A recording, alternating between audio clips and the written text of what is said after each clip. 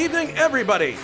Welcome to round 2 of International Sim Racing Organization's 1986 F1 Series, coming to you from Jerez in Spain. We've completed the qualifying session and the cars are now in their warm-up session. We apologize for the slight delay, server-related. We wanted to restart the server computer and make sure all of the updates on the computer itself were clean and taken care of, and this is really important when you've got 27 people who've been working hard over the past couple of weeks to get everything right. You don't want to have a server error ruin someone's race. So that's what we were taking care of. We thank you for your patience.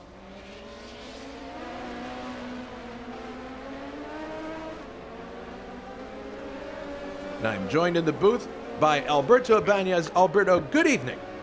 Good evening, Jason. Good evening, everybody. Always great to be here. Yes. So here we are at Jerez. This is a track that is in the lower portion of Spain, if I'm right, like the southwest corner. Yeah, that's correct. That's south of Sevilla. It's in Jerez, which is a beautiful town. There are very famous wines made there. The famous Jerez wines, sherry, is how the Anglo-Saxon speaking people actually know them. It's really a beautiful countryside, and there's a big rivalry between Jerez and Sevilla as regards to which is the nicest city and the most the most fun and populated there in Andalusia. Sounds like a lovely place. Well, as far as the track is concerned, this is a very different track that we had 2 weeks ago. It's shorter, has a bit of elevation change, which the other track had 0. And a lot of tight corners for our drivers to negotiate. They'll be going for 72 laps, which is a distance of 303.696 miles. I'm sorry, kilometers. I'm so used to miles being an American. So more than 300 kilometers on a circuit that's this tight and twisty. I've heard plenty of drivers complain that passing here is going to be next to impossible. Your analysis, Alberto. Yes, certainly passing is going to be something really complicated here, especially if you're racing a car that is more or less on your pace. You will need to use the magical boost button, but even so that might not be actually enough because the straights are so short and you're always facing the next corner. That's one of the characteristics of this track that is going to play a big role, because on one hand it's going to make, as we said, overtaking very difficult, but on the other hand it's going to be very stressing on the drivers. We've been talking with some of them, and they've been mentioned constantly that you don't even have like 3-4 seconds to relax here your arms from the strength that you're exerting over the whole track. So it's really tolling on the driver, tolling on the concentration, tolling on the physical aspect, and it's going to obviously put a lot of stress on the tires. That's something to be kept in mind, both because the corners themselves and the high downforce from the wings that you would be willing to have here so as to be able to go quick. All of that coupled with the higher temperatures that you could expect in Spain, they are going to put a lot of stress on the tires. So it will be interesting to see what the tire choice is for all our drivers today. Yeah, I agree with that. So we may think to ourselves, what did we learn from the first race in this series? Well, for me, I can't speak for everybody, but undoubtedly, the big story of round 1 was the dominance of the JPS Lotus team in the hands of Jules Bouchard and Luciano Rocha. Indeed, Bouchard appeared to have the race almost in the bag, but after 59 or 61 laps, his Renault engine failed, and that handed the race to David Saber in his Marlboro McLaren. Incidentally, that was David's second ISO win. Some thought it was his first. It's actually his second. The fickle finger of fate also pointed at Luciano Rocha, who's on the screen right now. He had to make a lengthy pit stop for repairs, but to his credit, he went back out on the track and kept driving on the limit. Here he's taking part in some agricultural driving, but he did not give up. He showed what his mount could do, and the point I'm building to is this. Even though the Lotus team had a negative result 2 weeks ago, their pace was undeniably quick. But for a few unforeseen circumstances, they could conceivably have finished the race 1-2. If they can sort out their race engine management and maybe have a bit more luck, the other teams and drivers could have their hands full trying to catch the black and gold duo, I think, during this race and maybe the rest of the season. Alberto, what are your thoughts on Lotus's prowess going into race 2? Absolutely. And I should say that this is the type of track that completely favors the Lotus. In that it's a very short wheelbase and very agile car. So you can expect it to perform well here. It seems to have very good traction coming out of the corners, and it's very powerful in the engine. The downside, the Achilles heel, as we know, is not just reliability, because that's more or less a treat of all these turbo beasts, but well, it's the fuel consumption. Yes. And we will see what, yeah, because they are so thirsty that if you are not really able to coast a lot and before the turns, and you need to be constantly on the throttle accelerating out of the corners, well, that Renault engine might actually pay a big price for that. So I would say that this is a situation where I'm looking forward to see what Bouchard is going to do here, because everybody was expecting him to actually, well, he got pole in Brazil, and everybody was expecting him to manage the race a bit and maybe then come back at the end if he had remaining fuel, but he actually did the opposite. He went all out Wayne Rainey style, and he said he could then follow me, come with me. Yeah, and then, well, it just was so unlucky that he broke down the engine, but I mean, we were deprived of actually seeing what would have happened in the last laps if he really had enough fuel for that, or if he was going to be dropping down the field like a stone, like remember happens to Wilkes when he was driving the Lotus last time in Paul Ricard. I don't know what's going to happen here, but as you say, on one hand we can say that the Lotus is very competitive, on the other hand it's actually untested yet until the end of a race. Yeah, they've got stuff that they need to work out. If they do work it out, watch out. That's the main thing. Also, we have to talk about the gentleman who won the race 2 weeks ago, and that was our good friend David Saber. Here he is on track now. And that was a popular victory among us admins, we have to admit. As we said at the time, here's a man who does so much work behind the scenes to make ISO the league that it is. He's a prolific digital modeler of cars, and it's truly amazing what he can do with just a few polygons. I've also modeled cars for our series over the years, and I readily bow to his talent. He is great at what he does. But at Rio, he was wearing his driver's cap for a change, and wore it very well. While we in the booth, we were all absorbed with the JPS Lotus story. He was right there, waiting in the wings for something to happen. And lo and behold, something did happen, and he got an opening to win the race with just a few laps to go. Seneca said that luck is what happens when preparation meets opportunity, and I think that is a perfect quote for David's drive 2 weeks ago. Very well-deserved win as well. So the question is, can he keep that momentum going? Yeah, it's very true, and that was also a performance, interestingly, quite worthy of the real driver that was driving that car. Yeah, Prost, because it's, I mean, the McLaren is by no means the quickest car in the field. I mean, it's obviously at the top, but it's not the quickest. It's a car that is not going to like do blazing sprints and absolutely surprise everybody with the pace and all that. But the thing is, it has a very good fuel use, it has a very decent chassis, and it's a very neat package. So when others are failing, are suffering, are struggling with fuel or having breakdowns or whatever, then the McLaren is the car to watch out, because if the drivers don't put a foot wrong, they can easily be there at the top of the races, and that's what actually gained for Prost the championship back then. Yeah, this was a car designed by John Barnard, if I'm correct. Yeah, I think so. Yeah. Let's see. And also, the Tifosi have a new hero in the name of Jonathan Asserclinth, who we're looking at right now.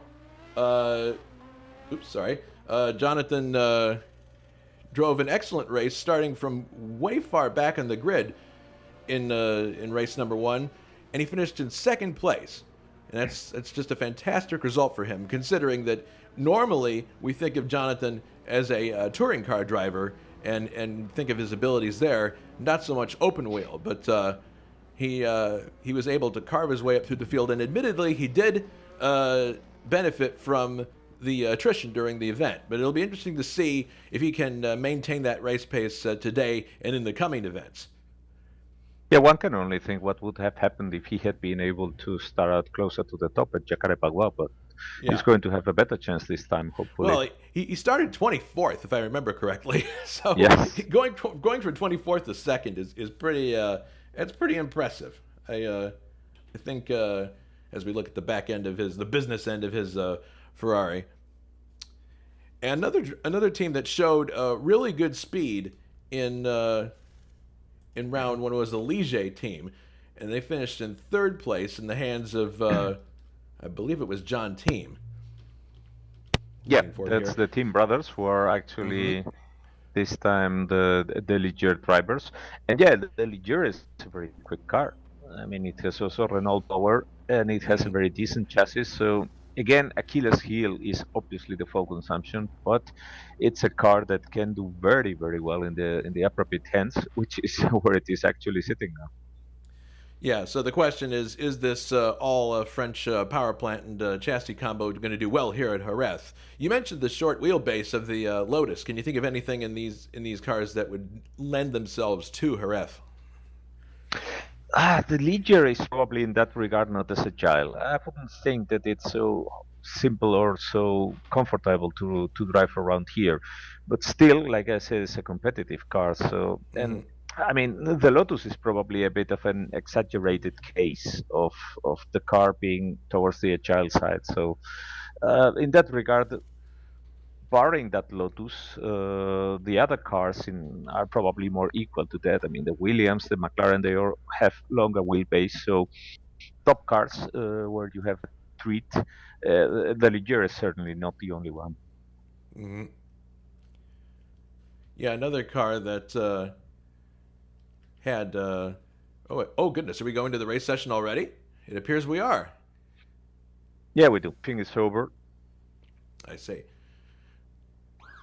I see what happened. We're making up for the time that we lost with the server reboot. So we are now going onto the grid, and Jules Bouchard did get pole again for Lotus. Grant Riddall is second, Juha is third, Ray Riddall fourth, Tim Hille fifth, and Anders is in sixth. Very quickly, while the cars are going to the grid, this is the driver's pointing situation. Those of you who are familiar with Formula One will not be surprised, but it's 9, 6, 4, 3, 2, 1, with David Sabre at the top for his win. Johnny Ace is in second. John Team third. Grant Riddall is in fourth. K.O. McKeel's in fifth. And Cesarius Lipinski is in sixth. For the constructors' standings, it's the same point spread because everybody had individual cars. There were no repeated constructors. Marlboro McLaren International with 9 points. Scuderia Ferrari with 6. Equipe Ligier with 4. Motor Racing Developments, which is Brabham, is with 3 points there. Canon Williams Honda team has 2 points, and then Team Haas USA, surprisingly, with 1 point. So, going to the race session, I'm sure we'll have a lot more to talk about as the race unfolds. But now it's time for the all-important standing start. And there is nothing like a Formula One standing start. Anything can happen and usually does. Yes, certainly. And this time the thing to watch will be the duo at the top of the grid. Because remember, Gran Riddall doesn't have the quickest car here, and the BMW isn't exactly the sweetest thing. No. The thing that is most suited here, because, well, it's a very violent engine. And what I think is going to happen is that Grant is going to make everything he can to be the first at the turn, and then try to use his advantage, as much blocking as possible while he manages full an engine.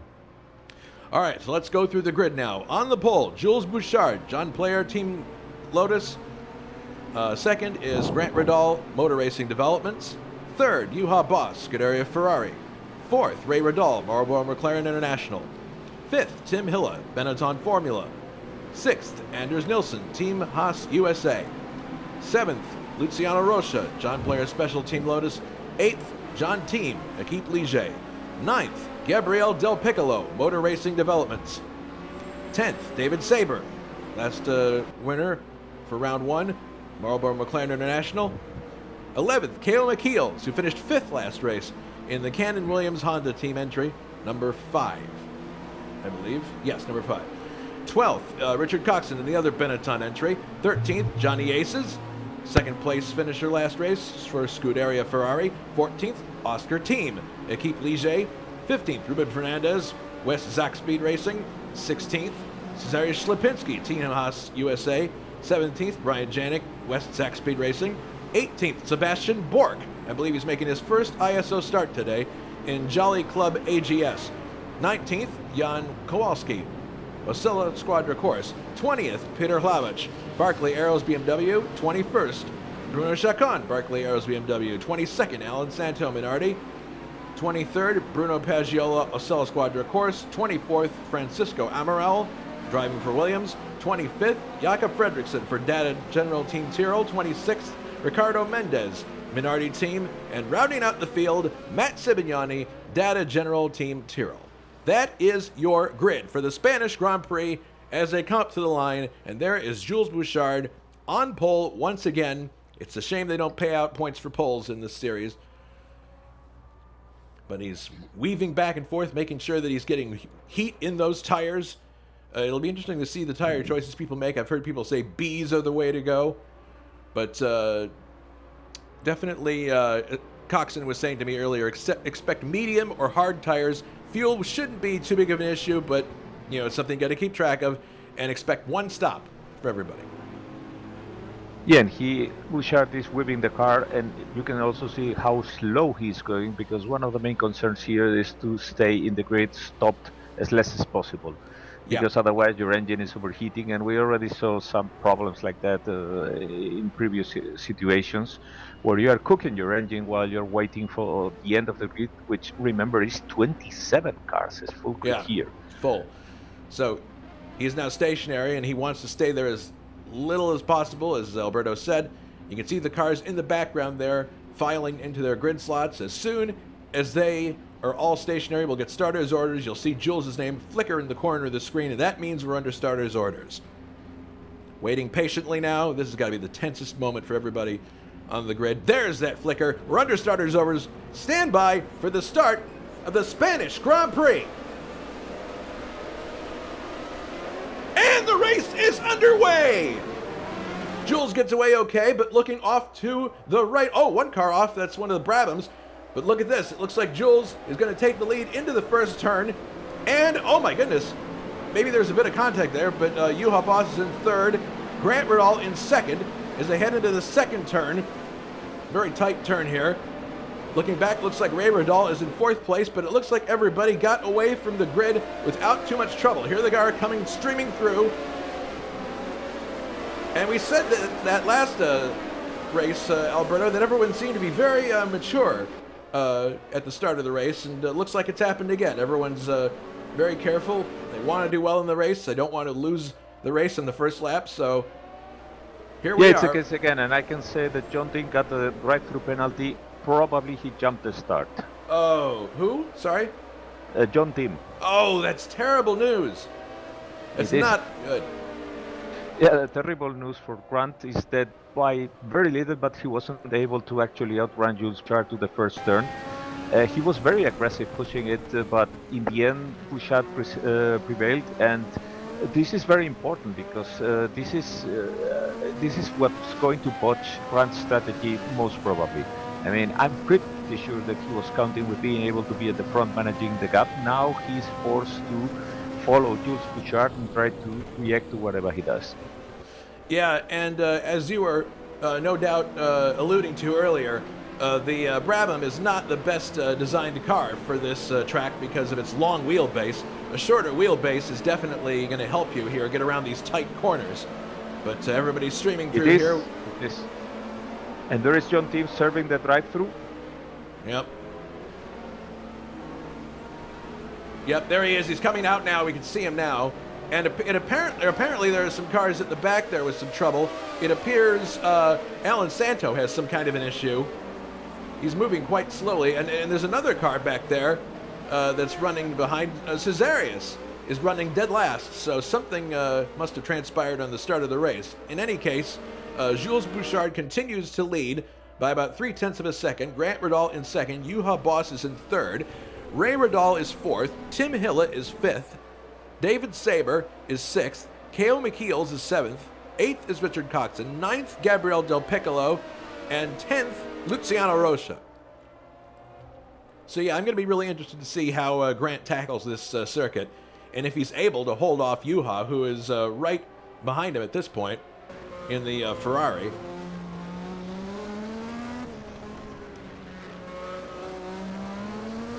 Yeah, never discount Juha because No. he's there in the third position, and I think the weakest link in the Ferrari has, as usual, always been the engine. So the thing that the Commendatore was not proud of actually is, well, not the reliablest one in the grid, and we have already seen a fair share of cooked Ferrari engines. Jonathan was quite fortunate last time, but Anders really suffered a lot with that last time when he was driving for Ferrari. Yeah, Juha says that he would expect a tire stop for both of the Ferrari teams, and especially for him because, in his words, he kills tires. So, but he says he doesn't have what appears to be Bouchard's race pace, not massively off, half a second or so is what he thinks. But he does credit Anders for giving him advice in the setup, which really helped him get a bit closer without sacrificing fuel. So, that's, oh, look at that. See, there's a kind of a shaky moment there from Grant as he went a little bit off the road. And that may give Juha the opening he wants as he's looking up the inside here. No, can't quite get the placement he needs to get by.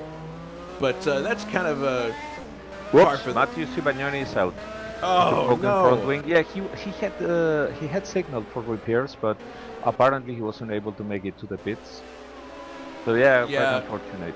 Yeah, it happened a bit ago. We can't see it. But interestingly, look at this. Grant has fallen backwards now and is starting to fall into the clutches of Juha. His car looks like it's a bit loose at the moment, if I could characterize its movements. He seems to be having trouble controlling that car right now. And Juha looking for just the right time to pounce. Well, if you want to make that long wheelbase BMW engine car turn around, I guess you need to make it quite loose.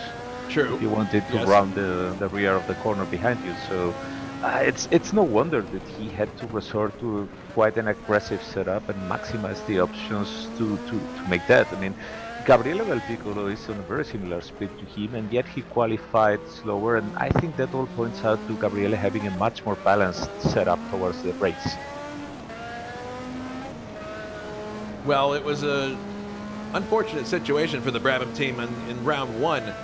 They had some flourishes of brilliance at the beginning of the race, but then they fell steadily backwards as the event progressed. Speaking of Del Piccolo, he's there sandwiched between Coxon and a very pressured making Luciano Rocha, also with Jonathan Afterclean right behind. This is, goodness, yeah, this is a very complicated situation here for all of them. Yeah, very, very volatile. Oh, look at this. Here comes Jonathan on the inside of Rocha, but is he going to get by? He's got the car well placed. Yes, he does. Jonathan moves up to 10th place. Yeah, very good copybook pass there. Very well done. So now he's looking at Gabriel, see what he can do.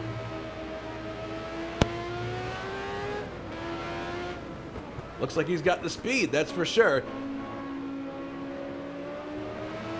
Yeah, he's now trying to overtake Gabriele.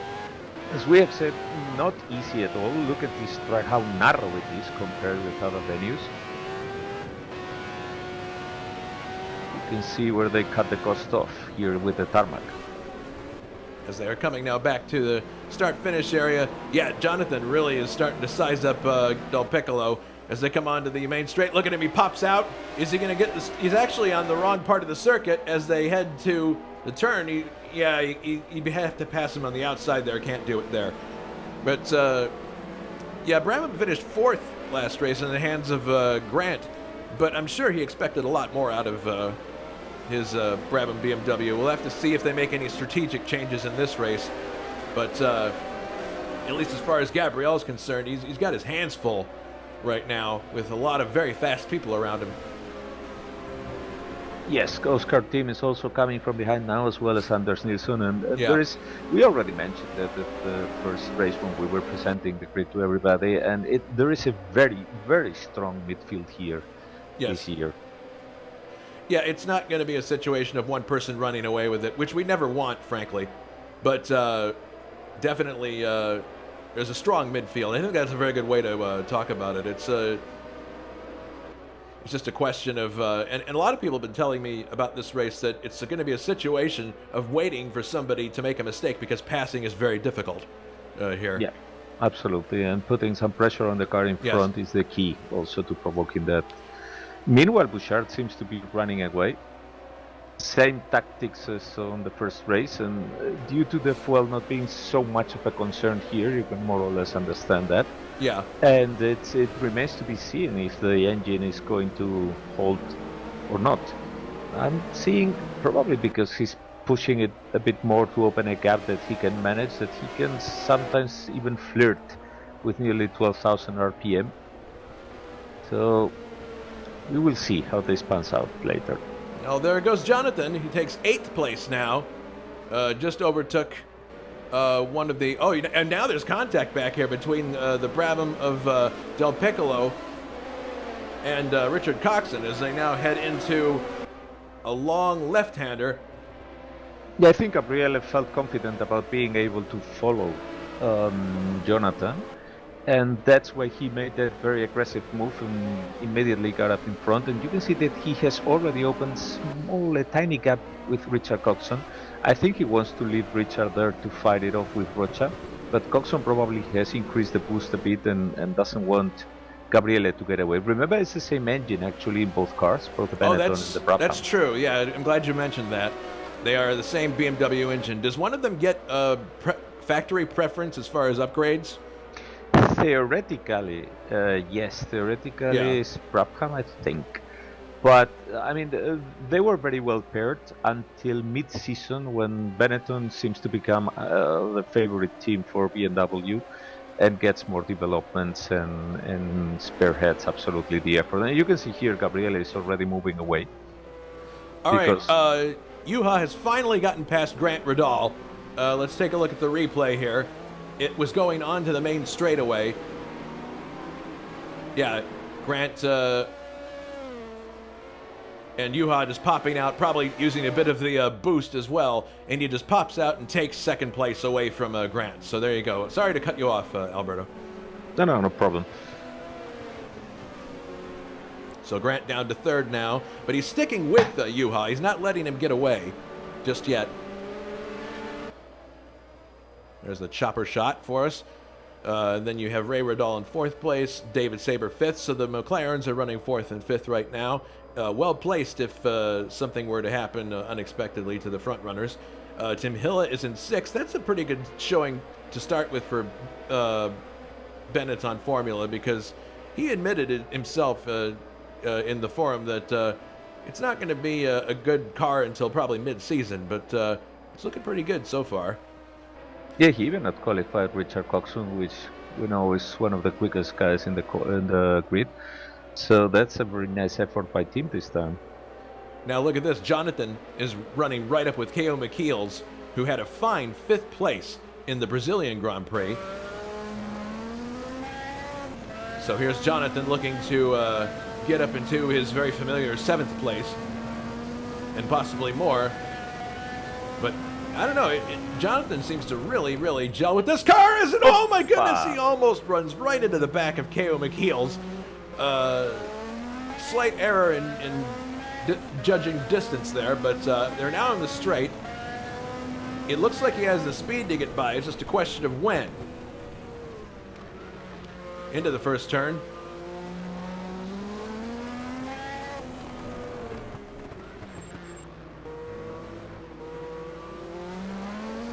And we got a report now on Matt's accident. He lagged a bit and just snapped and hit the barrier. Could happen to anybody. Matt, don't let it get you down. This is working at the very, very edge of adhesion with these cars. Anything can go wrong. So. And I can see now Gabriele really pushing the car. He wants to really get to the back of Jonathan. He doesn't want to miss that train. No. But man, Jonathan is all over KO at this point. I think Gabriele also realized that Richard is acting for him as a very good blocker of the cars behind. So having gotten by was a very good decision for him, because he's leaving the other guys to fight it off while he is trying to follow Jonathan himself. So Grant Radal has found fallen further down the order. Excuse me. He is now running 5th. and that promoted the McLarens of Ray Riddall and David Saber to third and fourth. So something is going on with Grant Riddall in his car. He's not a happy camper right now.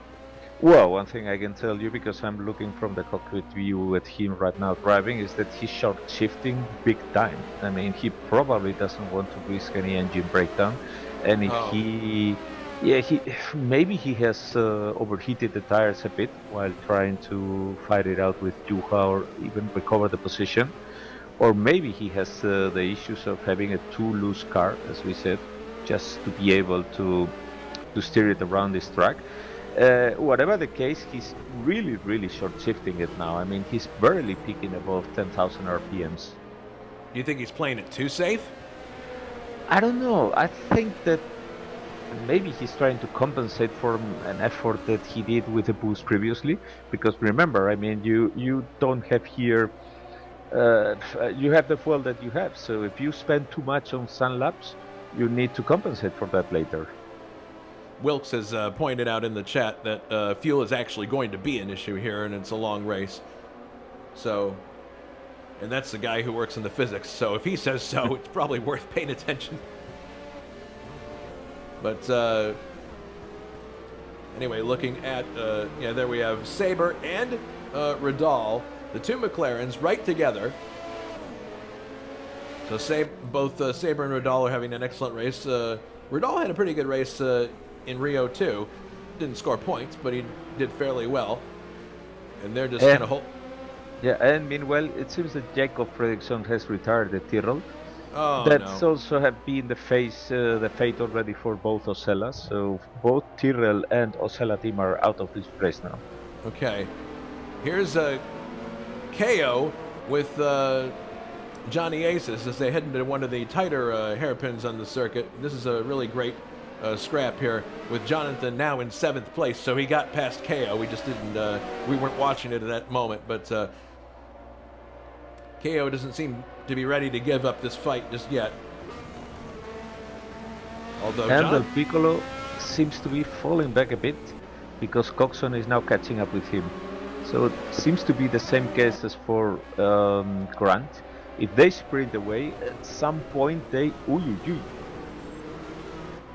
nearly he's right with Del Piccolo now. Oh my goodness, almost some contact there. He's trying to get by him here on the outside. But look at that, there goes Rocha. He took advantage of that situation, popped by. Let's take a look at Tim. Yeah, let's take a look at the replay of that. That's pretty impressive. Looking from the viewpoint of Luciano Rocha, watch this. Coxon trying to overtake him there, but Del Piccolo, but Rocha slips by unnoticed on the inside. That was pretty cool. He caught him sleeping. So Coxon now has got a Lotus between himself and KO. And Jonathan is pulling out a nice cushion between himself and KO McKeels. So he has got some horsepower here. This Stefan Johansson Ferrari is looking really good. And the Tifosi have got something to cheer about. This is probably also, again, the situation where the people behind him fighting it out doesn't help catching him. Yes, exactly. They are hampered by each other while Jonathan is running away smoothly. And if he was already quicker to begin with, if the other ones are constantly having to defend, then certainly that's not going to help them. Mm-hmm. Going back to the front very briefly, it's still Jules Bouchard leading the race. He's led from the very beginning. Juha Boss is in 2nd place, having passed Grant to get there, but Grant has fallen down the order since then. Ray Riddall and David Saber, the McLarens, are 3rd and 4th respectively. Grant is hanging on in 5th place. Tim Hilla is in 6th in the Benetton, which I think is a really promising showing for this team, given what their expectations are. And then Jonathan Asserklint is in 7th place. KO McKeels in 8th.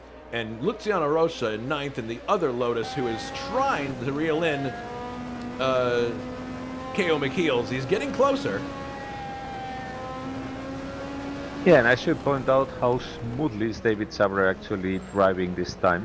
because the last time, I mean, he was trying to be a bit more aggressive at the beginning because he knew he had to make up for the McLaren not being as quick as a Lotus, for example. But now he seems to have absolutely understood what is going to bring him the wins, and that's to be steady, not punish the tires, go your merry way with the fuel use that you have programmed, and wait until the others break and fall into your clutches.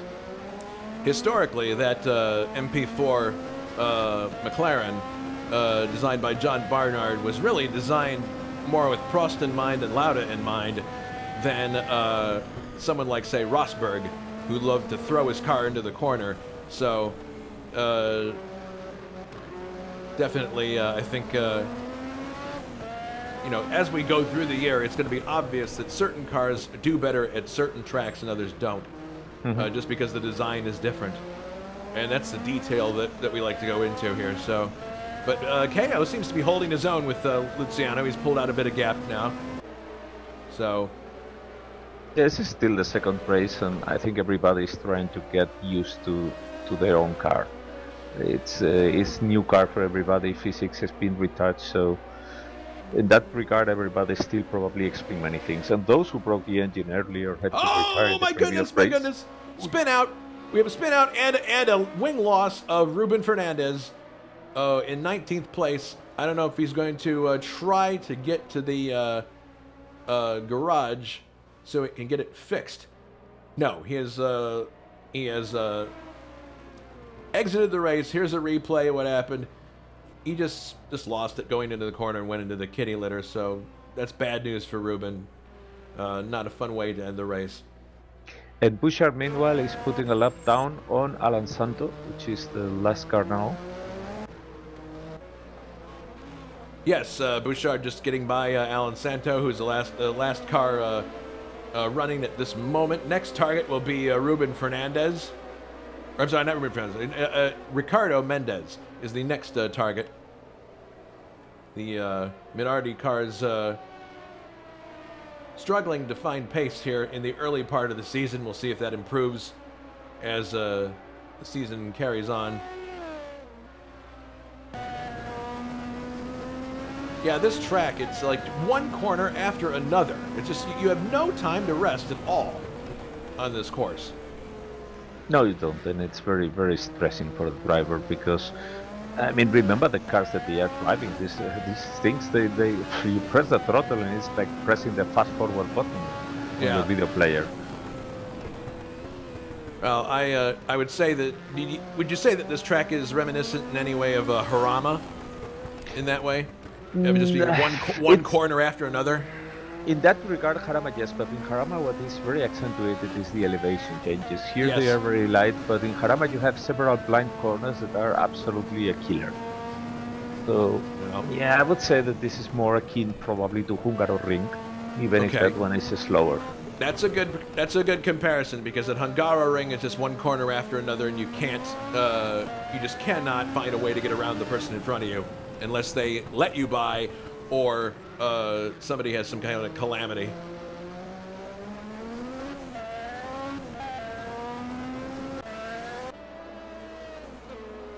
Interestingly, here comes Ray Radal getting a little bit closer to Juha at this point. Not quite at a point right now to make a charge, but he's definitely within shouting distance of the Ferrari. And he's got his teammate right behind him, too. And actually, I don't think there are any team orders at McLaren. Doesn't appear to be, because David's looking for a way to get by. Yeah, probably feels very confident of his own pace. Oh, look at this! Oh! Slow down there suddenly, and he does get by. That was an interesting... I'm not sure what happened there. That was Amaral in front, yellow, and he seems to have quit after the spin because the car disappeared. I want to take another look at that because, yeah, there was a yellow flag there. Francisco Amaral has retired. I think maybe he stole the engine. I think he missed a gear or something because, yeah, he suddenly just slowed as he exited that corner. So Ray Radal is now fourth, and David Saver is up to third place. I was pointing out to some people on the TeamSpeak before the race. It is interesting that so far we have run only finished two races, in competition in 2023, and in both races, cars that are red and white have won. So if you're keeping track of the colors for the cars that are winners, red and white were 2 for 2. Which is also our corporate colors. Yes, that's our corporate colors as well, matching ISO, which is our main platform. So black and red and gray and silver they never go out of style. It'll look good. We weren't about to design a league that used like purple and yellow as their main colors or something. Yeah, well. We'd regret it in 6 months or something. Anyway, so yeah, the McLaren's swap there. Grant Riddall still in 5th, but has a bit of breathing room, between himself and Tim Hilla. Then Jonathan Esserklin is in 7th. Oh, look at this. Okay, we got some action here between KO and Luciano. He's definitely in a position to get by. And Luciano showed us last week what he was capable of doing, even though he was several laps down. So we'll see what happens. I pointed out myself, yes, and that midfield, as we've mentioned so many times, is really hot here. Oh, he's just waiting for the right moment here. He's got a full head of steam. Watch out. Closing distance. Whoops, meanwhile, look at Coxon and Del Piccolo. Oh, yes, look at this. Del Piccolo pops out from behind of Coxon, trying to overtake him and get into 11th place, and he does around the outside. Very well done. Nicely executed pass. Now, it looks like Nilsson is going to take advantage of this. Goes down the inside, takes the position from Coxon, so Coxon loses 2 places there. And yes, Nilsson, and it's no wonder, because after you have been overtaken like that by Gabriele, obviously Gabriele capped the exit of the corner for Coxon, and that small fraction of a second where Coxon wasn't able to put the foot on the pedal and make the turbo spin up, that was enough for Anders, who was very, very, very clever there to get by. Yeah, very opportunistic overtake by Anders there, who is teammate to Ślepinski. We haven't seen much of Ślepinski yet today. He's down in 18th place, but man, was he fun to watch 2 Sundays ago. Lots of acrobatics and driving the car on the absolute limit, and he was rewarded with 6th place. This is a team, Alberto, that does not have a history of success in the real world. No. And speaking of him, it's now Jules Bouchard, the leader, lapping him. There's one more lap of fuel for Cesar. Looking at the onboard camera on Anders Nilsson's car, and this is the Team Haas entry. I believe they are running with a Hart engine at the moment. I could be wrong. But they do change engines at some point in the series, which could prove interesting. Yes, their new engine, Ford was being developed at the moment, a V6, and it debuted someone later on the season. It didn't improve that much, I think, but still, well, it's going to be something that the drivers will thank for.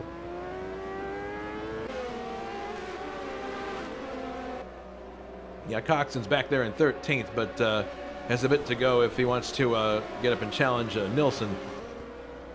Meanwhile, Rocha is now under intense attack from John Team in the Ligier. Could be a chance here for him. These are identical power plants going against each other here. And they've got McKeel's right in front of them too, so this is a intense 3-car freight train here. And Del Piccolo is speeding up to get close by because he senses that something could happen here. Same as what Anders just did. This is a situation where actually KO is now going slower. He's making a bit of a traffic jam here. Yeah, and this is a typical situation where someone can fish if he's lucky. Oops, it's the dust. Yeah, it's definitely. I think KO is definitely holding this group up. Rocha's getting impatient. You can see it in his body language here. Mm-hmm. Very, very impatient. He wants to get by McKeel's in the worst way. Here we are onto the front straight. You can see too how much longitudinal G's there are in these cars when they shift, when you lift off the throttle to shift. There he goes. John Team up to 9th place. He just, oh no, he runs off into the kitty litter. barrier! No, don't hit the barrier! Oh, ooh, and now he's in the difficult. Oh, engine life out the window there. Come on, Yeah. John. Oh goodness, this is not a good situation.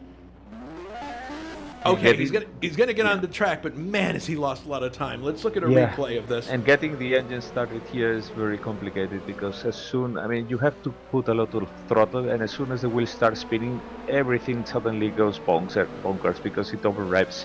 And So here he goes. He got him on the outside, goes into the corner, and I don't know what happened there, but he suddenly darted to the left. Maybe that something was unstable under braking, but I think he might have been concerned that he was going to run into the back of K.O. McKeel's, but he suddenly, I don't know, he just Oops, and that's Cesarius Lapinski now out. Oh, An accident there. I was looking at the yellow flag in that sector. Let's take a look. Oh, he just lost the back end. The car just got loose on him, and he backed it into the wall, and there goes the rear wing. Whoops, and K.O. McKeel's is out. K.O. is out. Yeah. Oh no, we're losing cars like crazy. The Williams parked, sorry. Oh, goodness. Dropping like flies here. Let's take a look at a replay. I'm going to run it back a bit here to see what happened. But those were two accidents there that we saw that were just, teams he just ran off into the kitty litter. I think it was more a case of just trying to get the thing stopped in time. And Schlapinski, his car just lost traction, and the back end overtook the front, unfortunately. He has just joined back the track and he's crawling to the pits. Fortunately for him, I think he's close enough. No, I think there's one more turn to go. Yeah, there he goes. Well, we'll have to wait for YouTube chat to know what really happened to KO, but that's really too bad, especially at coming on the heels of a fifth place finish in Rio. That was a great performance by him, and he didn't want to follow it up with this, so that's really too bad. Rocha is in 8th after all of that. Del Piccolo 9th, Nilsson 10th, and Coxon up to 11th now with that attrition. So it's still the same at the front. Bouchard leads, Juha Boss in 2nd place, David Sabers in 3rd, Ray Riddall in 4th, Grant Riddall in 5th. Jonathan Asserclinth has been elevated to 6th since the retirement of KO. And then we have Tim Hill as 7th, Rocha 8th, Gabriel Del Piccolo 9th, and Anders Nilsson rounding out the top 10. So we're on lap 19 now, about to start lap 20. Question is, when will tire stops happen? Well, if we're expecting a single stop, the most likely thing is that it is closer to the mid of the race. So yeah, about lap 30-ish, 35, it depends. Usually, obviously, because the car is heavier at the beginning, you will have more tire wear at the beginning, and so you could actually stop a bit early. But I would guess around lap 30 to 35 is where we are going to see most pit stops. Let's give a little bit of TV time to our newest recruit here, Sebastian Bork, who is running 14th for Jolly Club AGS. Not bad for a first go in these cars. No, actually quite good with the car. I mean, he was already ahead of the Ocellas. Oh, and I see McLaren in the gravel there. Where? McLaren in the gravel. Oh, goodness. That for me. Yeah, no, it was Saber. Let's do a replay. All over the back. Oh my goodness. Goes into... Oh, he overcooked it. He went in to try to overtake Juha Boss on the inside on the final corner of the circuit and just overshot the braking point. Oh man, that's too bad. But the good news is he didn't go too far into the kitty litter and he was able to get back going again, and he's only down to 4th place. So that could have been much, much worse. Thanks for catching that, Alberto. So now we have Ray Riddall back in 3rd place and Saber in 4th, Grant Riddall in 5th. So Juha can breathe easy for a moment. He was under attack from the McLaren team there, and now he can breathe a little bit easier for just a bit. But I don't know, those It looked like they caught up to him real quick. We'll see if they can catch up to him again in a few moments' time here. 19 cars still in the race out of the 27 who started.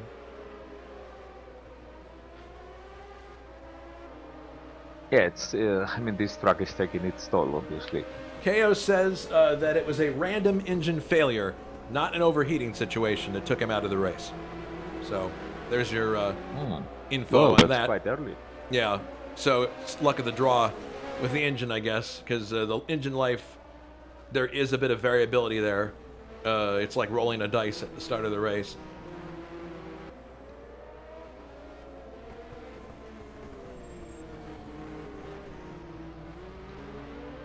So meanwhile, Gabriele Del Piccolo has opened a bit of a gap to Anders Nilsson and is apparently trying to catch up with Luciano Rocha. Tim Hille and Jonathan Atherclint are they're driving quite themselves, although Jonathan is catching up a bit with Grant.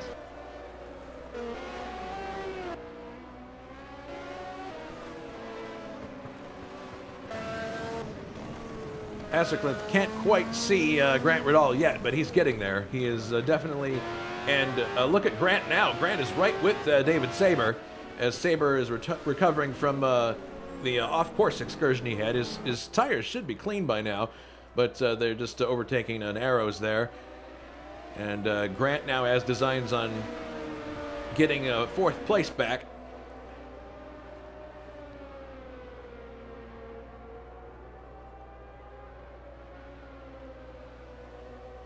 Might be a chance for us to talk about the trivia. Oh, and I can see Sebastian Borg with a completely blown up engine.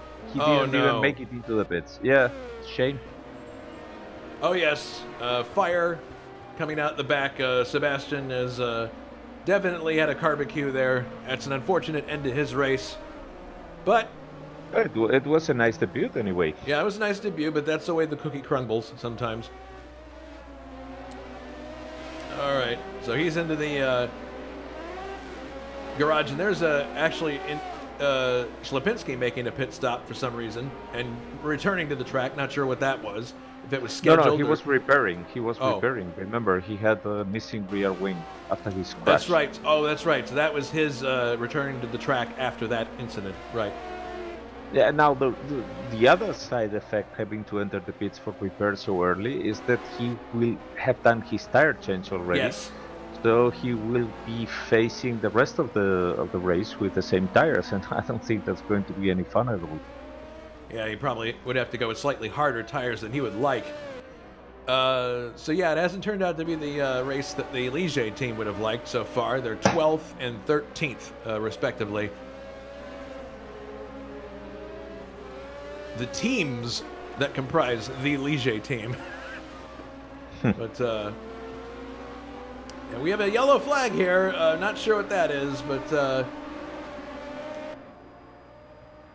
back at one corner there. Not sure what that yellow flag was about, but yeah, I was 18 also cars. looking at that.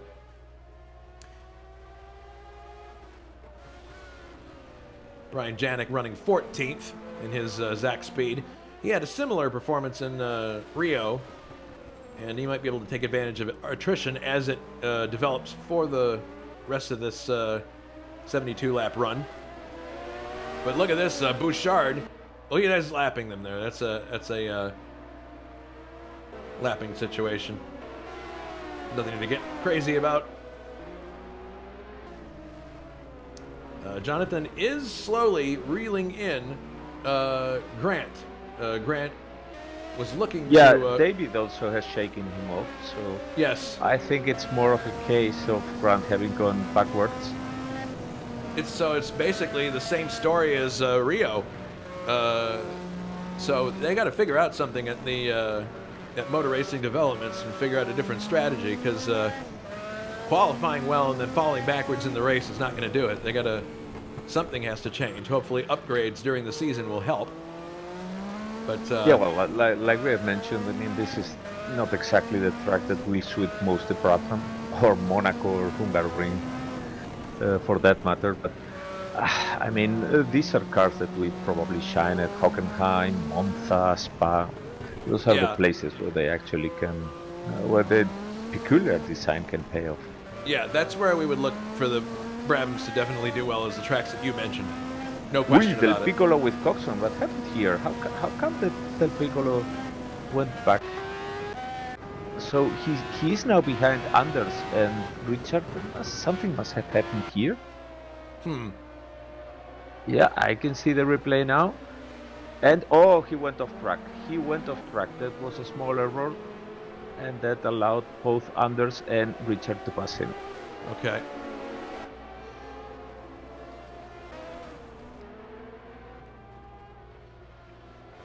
That's one of those situations that is very demoralizing. Like you inch your way upwards, struggling a lot, and then Grant has just let Jonathan by. Just all of a sudden. Sorry to cut you off there, but it happened like just out of the blue. It was just sudden. Let's take a look at a replay here. It didn't seem like Grant put too much of a fight there. No, he didn't. He literally just... It looks like he just pulled over and let him by. Interesting. So Jonathan is now up to 5th place. Grant down to 6th, last points paying position. Well, now I'm looking again at Grant, and I can tell you he isn't going by any means past 10,000 RPM, so he is managing that engine a lot. Well, interesting. All right, well, while we have a moment here, we will ask you the trivia question going into this race. Trivia question is, who won the most recent Spanish Grand Prix held at the Jerez circuit? Is it A, Alain Prost, B, Ayrton Senna, or C, Nigel Mansell? We'll have the answer probably at the end of the race, most likely. So yeah, Jonathan now very well clear of Grant, pulling out quite a gap. And Peter Labak here having some serious issues with the arrows. He had an off-track excursion, and I don't know if that car is damaged, but he was looking like driving on ice. Well, we're watching him now, and seems relatively okay from the outside. And a car has... Oh, he's running off the track now. He runs clear off the track. Boom, into the barrier. Oh, my goodness. Parts all over the place. And Coxon is in the pits. Coxon in the pits. So could this be the first of a scheduled pit stop? Yeah. It could be. Let me see, because I'm looking at the tires. So it's the mediums, I think. No, the softs at the rear, and softs all around for him. Okay. That's interesting. And here he is revving up the engine to exit the pits. There he goes, out of the pit stall, underneath the bridge, and revving that BMW back up to speed. So that was our first intentional pit stop by anybody, not related to damage or some other calamity. And that drops him to 13th place. Yeah, I think this is going to be another race, Alberto, where people are going to be taking care of or taking advantage of other people's problems before the race is over. Yeah, absolutely. And you can also see how people start changing the attitude over the race, because when you start the race, you're just looking around and see 27 cars, and it's like, I have to fight this out, because otherwise there's so many people here. It's so easy to drop down 7-6 positions in the blink of an eye. But then as things clear up, you immediately start realizing that what you really need to do is to stick to your plan and finish the race, and then you'll see where you are. Don't look now, but Ray Radal is closing up on Juha here for another try here for, at least for the team. I think it was David that had that off-course excursion. Ray overtook David in the midst of that. Now it looks like he's got designs on getting second place from Juha here. Incidentally, the gap between second and first with Bouchard out in the lead is 9 seconds almost exactly.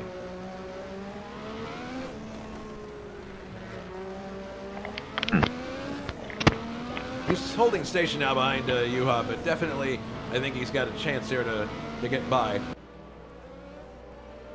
And that Jean Barnard McLaren, I believe. There's David. He's a little ways further back. Yeah, but still in a solid 4th position. Yeah, solid 4th, meaning there's lots of space in front of him, lots of space behind him. Yeah, remember, this is a championship where we will be having dropped scores, so regularity is at the prime, because you never know what happens later, but dropping scores always would be helping those who are probably a bit more aggressive at some point. Oh, there it is. Alan Santo had a brief off-course excursion, and that was the reason for that. Reason for what happened there, but there was a yellow flag locally there. But he's back running again, and now Ray is getting very close to, closer to Yuha Boss. Coming up next week at ISO. Oh goodness. I'm not gonna be in this race, but this is going to be one full of carnage and broken fiberglass, I believe. It's the Monaco Grand Prix Pro Car Support Race, 1980, round 2 of 9, Sunday, January 29th. Race starts at 2000 CET. Jonathan is going to have his hands full covering this one. This is going to be one incident after another. If I'm honest, I think that's likely what will happen. Anyway, that's next Sunday.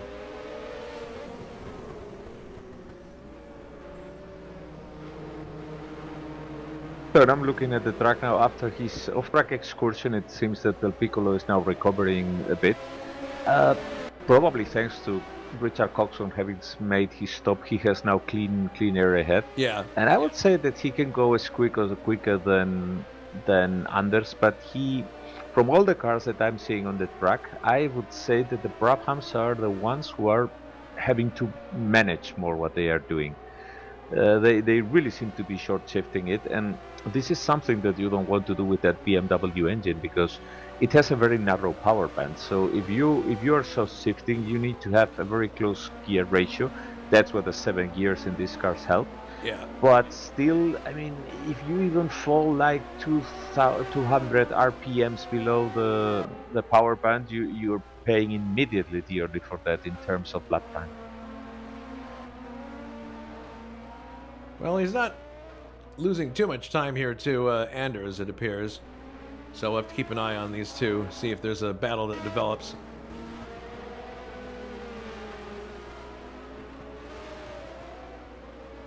Grant now running by himself. He's got a lap car near him, but he definitely still seems to be struggling with that car. It just doesn't look comfy from my point of view. Granted, I'm not driving the car, but and Jonathan here has to overtake one of the Minardis, and I'm sure that that won't be too big of a problem. There he goes down the inside in the final turn. Yeah, they got those big giant kitty litter catch areas at the end of that first turn and the last turn to catch cars that go too far and overshoot. So definitely something you don't want to get involved with. Yeah, the gravel is really sticky here. Yeah, it'll just slow you down. And Bouchard, once again, well, the gap is now up to 10.6 seconds. Jules, I mean, the mission at this point is simple. Finish the race. Don't push the engine too hard to the point where you lose the race by just a couple of laps, or 3, or however many it was. But this is what I was thinking. You know, if the Lotus team can get their act together as far as engine management is concerned, then a win would not be very far away. If we had picked drivers to win, I would have picked Bouchard, in spite of what happened last week. I mean, it's hard to pick someone else because he's not just going very quick, but as far as I can tell, he hasn't put a single foot wrong yet in the race. No he certainly hasn't. Excursions, no anything. Yeah, which is very impressive. No issues lapping cars. Okay, Ray is closing in on Juha once again. Might have a shot here in a little bit. He took a breather and laid back for a little bit, and now he's back close to the car. Close enough that he can read the Ajip on the back of the wing.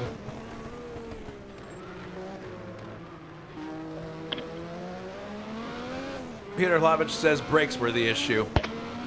And And that certainly is what it looked like on TV, so... I think it was actually... Was he? No, or was it Jan Kowalski asking for the ideal temperature? Whoops, there's Kuchar now. That was the first of the errors. And interestingly enough, it's around lap 30, as we predicted, so it could be that he's not that far away from his tire stop. Yeah. And as we've mentioned before with this mod, Alberto, there is a little bit of variability in terms of the time you spend in the pits. You can alert the pit crew that you're coming in, but there is a bit of a variability there built in to account for human error and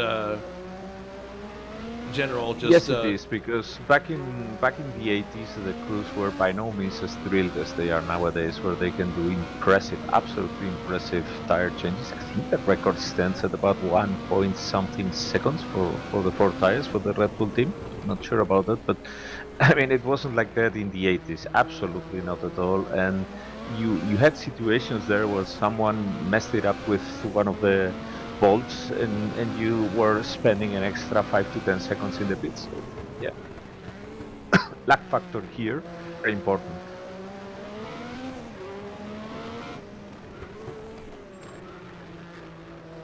So it seems that Rai has nearly got Juha there.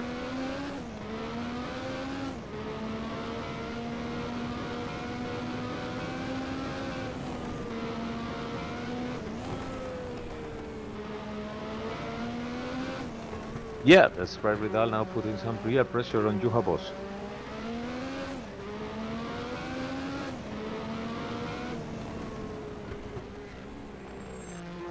Yeah, this is, he's definitely right where he needs to be now. It's just a matter of when he gets by. Although Juha's doing a good job of maintaining the gap on the straight bits of the course. It seems to be that Ray is handling better in some of the corners. You see this? Yep. I'll tell you in a moment. So here the lap times, well, it seems that Rai certainly has decided that he can take on Juha, because he was doing very steady 133 point something, and then the last 2 laps he has been doing 132. It was so quick. And in the case of Juha, he has been keeping also a similar pace, but he also went down into the 132s, but higher than what Rai is doing. And this last lap has been 133. So it seems that Juha is not really comfortable pushing the car into the 32s, because he makes some error or overheats the tires or whatever, and that's bad for him, because he doesn't seem to have the leeway, the room to make for something to fend off an attack from Rai. Yeah, he's got something on his mind, and pit stops obviously are coming up here. I mean, the one that we saw, there's Chacon being overtaken by both of these drivers, second and third.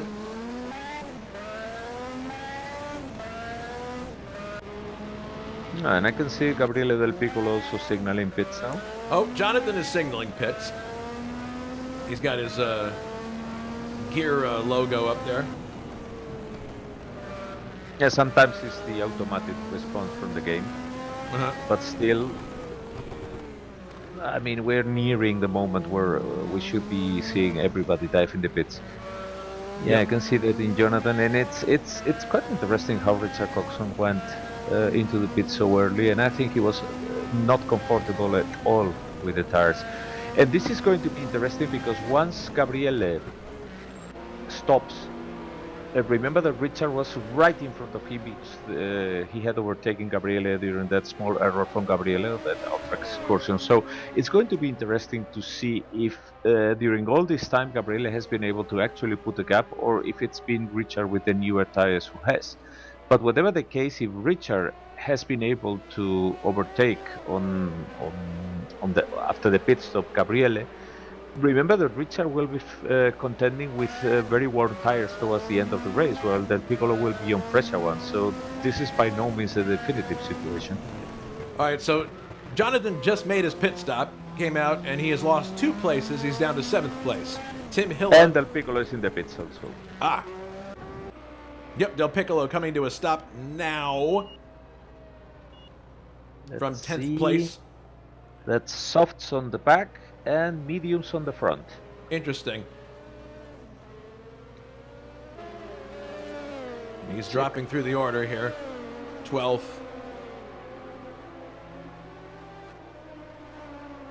Yeah, let's see. Richard Coxon is coming now to the main straight. Del Piccolo is still in the pits. He's coming out now. So Yep. it seems that Richard has indeed overtaken him meanwhile. Yep. But obviously this is not the end of this. No, not by a long shot. Overlaps that you get in pit stops are interesting, but it's how the car performs in the second stint. Obviously, that's the most important. Yeah, it's something what you just mentioned is also very important to keep in mind. I mean, these cars are very, very heavy at the start, and they are very light at the end if you calculate it properly, the fuel.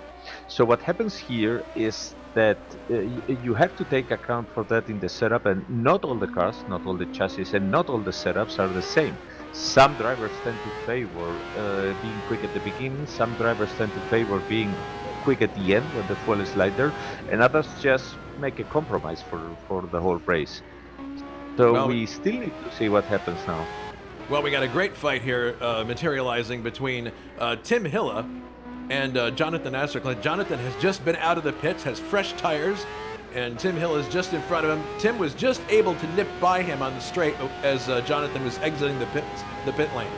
So There's also probably a cascade of pit stops coming. Grant was signaling pits a moment ago, although the icon is no longer there, and David Sabre was signaling pits also. Okay. Still on it.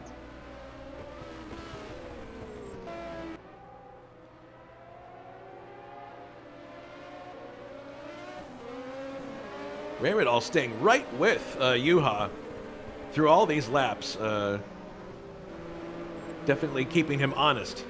Now David Sabre into Yes, David into the pits now. Sabre into the pits. Let's see what tires he's using. So that's the white ones. That's the mediums, I think. Yeah, I think so. Mediums all around for David. And there he goes, dropping to 4th place. And perhaps 5th. Yes, Grant just got by, and he's into 4th place now. So, but he has yet to pit. So Correct. yes. Ray Riddle is also signaling pits now. Well, it's the logical thing because they are theoretically sharing the pit stall. So if one of the teammates is in, the other one cannot go. So probably Ray received the message that his teammate was in the pits, and now it will be his turn. Interesting that Yuha Boss hasn't yet, while Jonathan already did. Well, also it's interesting. Jules Bouchard still out there in front by like 11 seconds. He seems to be really dominating this. Yeah, just it's as Yogi Berra would say, it's deja vu all over again. He's doing exactly what he did in Rio. The only difference this time is he hopes that he's not going to have a barbecue with 3 laps to and go. right into the pits. Right into the pits, and let's have a look at his tires, see if he's using the same as his teammate. No, he's using softs. Oh yes, the C compound with the yellow and I see Oscar team also in the pits. There he is. Ray pitting from 3rd place, and I think he's going to lose a place or 2 here on the exit. We'll see what happens. No, actually, he comes out of the pits in 3rd place. Wow. Well done. Softs all around for Oscar team too. All right. Meanwhile, David Sabre is right with Ray Riddall. Or, I'm sorry, Grant Riddall. Grant Riddall. Oh my goodness. Yeah, this is an example of kind of a bottleneck situation here. He wants to get by, but that Brabham's pretty wide. Yeah, not that Grant obviously has any interest in letting him by easily. Grant is signaling pits now, but I mean, all this is basically taking away from David catching up with Yara McLaren, with coincidentally is Grant's dad. Yeah, there you go. I mean, there's no obviously there is no intentional blocking or whatever, but he's not making it easy either. Oh, there he goes. Up the inside. Is he going to get it done? Ooh, very, very close. And he gets by. Sabre up to 4th place. That was sketchy there for a second, but he had the inside line, and Grant wanted to hang on the outside, but just And at the yeah, end and had I to let him by. expect Grant to dive in the pits now. Let's see. There he goes. There he goes. No sense in fighting for a position you're going to lose anyway. Let's see what tires he's using now. That is super softs on the rear. Really, Tim What's Hilla that? also in the pits. Super softs in the rear and softs in the front, and I think that accounts for the car being much lighter now, and Grant wants to really exploit that. Okay. So for Tim Hille, sorry, that's softs all around as far as I can Yes. tell. Yeah, And with there less, goes Grant out. and we also have Anders in the pits. Oh, a bit of almost an altercation there between him and Tim Hilla as he was pulling into his pit stall. Yeah, it's important to remember that the fuel weight is a lot less, and so the tire wear is going to be affected by that. You can expect more out of your tires in the second stint. And there is a Minardi there in the last turn, stranded. That's Ricardo Mendes. I think he was trying to go back to track. Boy. Well, he's posted as out of the race now, so that's our latest retirement. 16 cars left running in this Spanish Grand Prix at Jerez. Either broken engine or maybe he stalled it during the spin. Whatever the case, I think what we saw with the tires in the case of Grant is quite interesting, because he's really extracting the most of that Brabham, and the fact that he's changing to those very soft tires now seems to really confirm it, because he's going so much at the limit with the car in the corners that even that difference in the weight is something noticeable for him. So he needs to put those softer tires, because he can now afford it compared with when the car was heavier. With all the pit stops that have occurred, Lotus now has 2 cars in the top 6. Luciano Rocha is now 6th in his Ayrton Senna Lotus. Grant has slipped all the way down to 7th, so we'll have to see what those super softs can do in terms of track performance once he gets the car up to speed. And this Tim is Hilla interesting now, in 8th. because you have Jules Bouchard, the leader. He's in the leader, obviously, but his tires must be already shot, because I can see Gabriele Del Piccolo is following him easily. So Janik also in the pits making his stop. So you would think that Bouchard's stop is going to happen at some point here, based on what you just told us. He just clocked a 32. He just clocked a 32, which is a quite nice lap time. But let me see what Gabriele is doing, because there's something strange here. Yeah, he's doing the same lap times. He's actually on the same pace as the head of the race. Although Jules is obviously on worn tires, because as far as I can tell, he hasn't stopped yet. No, he hasn't. I'm looking at the historic of laps, and he hasn't. Also the case for Juha in second place, doesn't seem to have stopped so far. And only Ray Ridal has actually stopped from the top 3.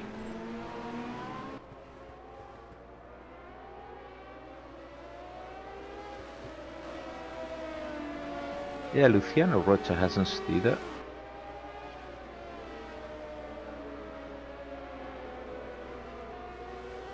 Well, it's interesting how different the strategies is, and how some cars are really able to keep it on track with the worn tires. Yeah, it's interesting. I mean, some cars are able to do a lot more. It also depends on the driver. Some drivers are able to conserve their tires better than others. Juha told us, and I'm sure he was being a bit self-effacing, but he said that he kills tires. I don't know that that's necessarily the case, but from his perspective, it feels that way. Some people are harder on tires than others. I can think of a driver in particular who was notoriously hard on tires in Formula One, and that would be Gerhard Berger. So, it depends on your driving style. There are other drivers who can be very calculated about it and. Okay, so now Gabriele Del Piccolo is catching up with Richardson at the rate of 1 second per lap. It doesn't seem to work for Richard, what he did with the tires, and it's interesting because they both are going right behind Jules Bouchard, who haven't changed the tires and therefore is on the pace of the midfield now. Okay. But there you go, Brielle should be overtaking Richard easily with that speed differential, I suppose. Yep, here comes Gabriel getting much closer to Coxon now. That screaming BMW power plant.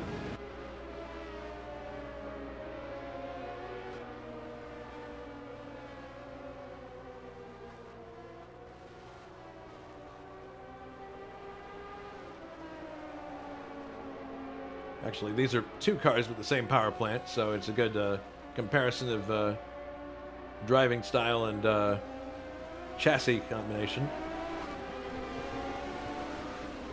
Yeah, this is a battle for just 11th place. That gives you an idea of how intense the competition has been so far. And Bouchard is in front of them, who's put a lap on both of them. Maybe that's actually what has helped Gabriele speed up a bit, because now it's one less lap of fuel for him. Maybe. I remember reading about modern F1 teams that they actually calculated how many laps they would be down at the end of the race and then would take fuel away from the car.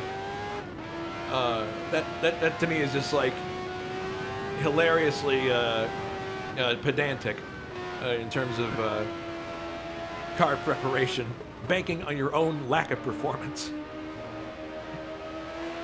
Well, but yeah. Gabriel's having a look here, but probably just saying, hey, here I am, Richard. Yeah, they have both sagged wheels at least twice during the race. Yeah.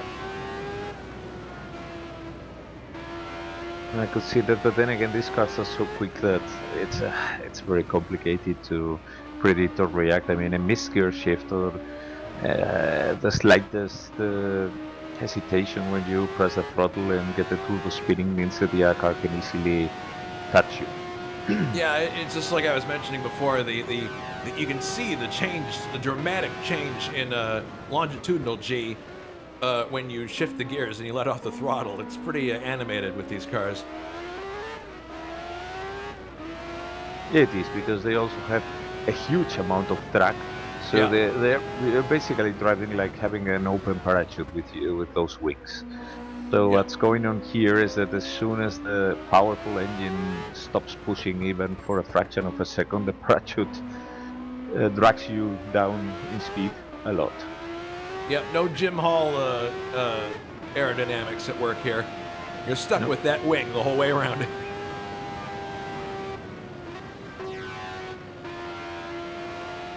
Yeah, Gabriel's he's right there. It's kind of similar to Ray with Yuha. Very, very close, but just not quite close enough to make an overtake. Yeah, he probably doesn't want to overcook it. Makes no sense for him, because he has learned the lesson well, and he knows that Coxon having stopped so early, it's a matter of laps until Coxon slows down enough for him to make an even easier pass. And after all, they are fighting right now here for 10th position.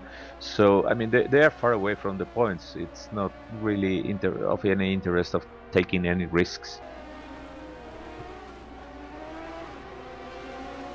I mean, any self-respecting race driver will always be striving for another position, that's for sure.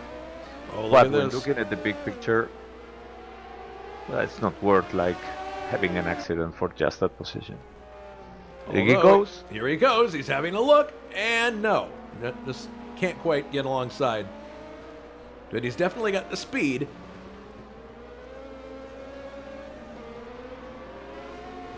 At the front, it's still the same. Bouchard leading. Juha Boss in second. Ray Riddall in third. David Saber in fourth. Jonathan Asserclinth is in fifth. Luciano Rocha sixth. Grant Riddall is the seventh. Tim Hilla is in eighth. Ninth is Anders Nilsson. 10th is Richard Coxon. And 11th, you're watching now, Gabriel Del Piccolo trying to overtake the aforementioned Richard Coxon.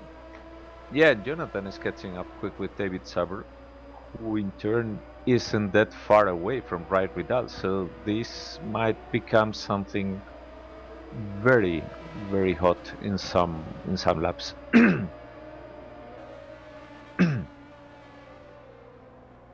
So we've got just under 30 laps to go here in the race. Whoops, Jonathan has already David. Oh, they were jumping all over the curbs. There goes David. Oh, man, look at that. On the inside, trying to get by David Saber. Just shift, maybe. Oh, man. Lots of action here. Yeah, you don't want to miss a shift in these cars. That's not a good idea. Coming to a lap car now.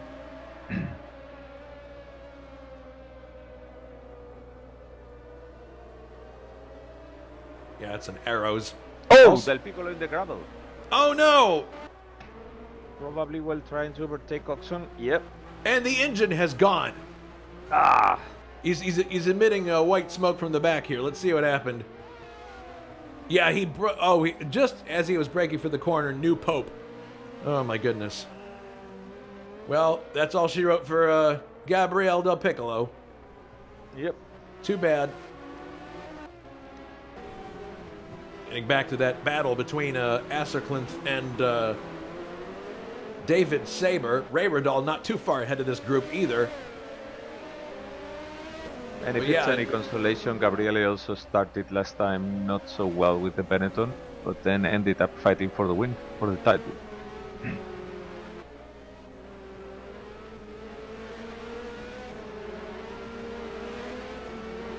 Jonathan, now due to overdriving the car a bit, has fallen behind, while David, pushed by Jonathan, has actually caught up with Ray Riddall.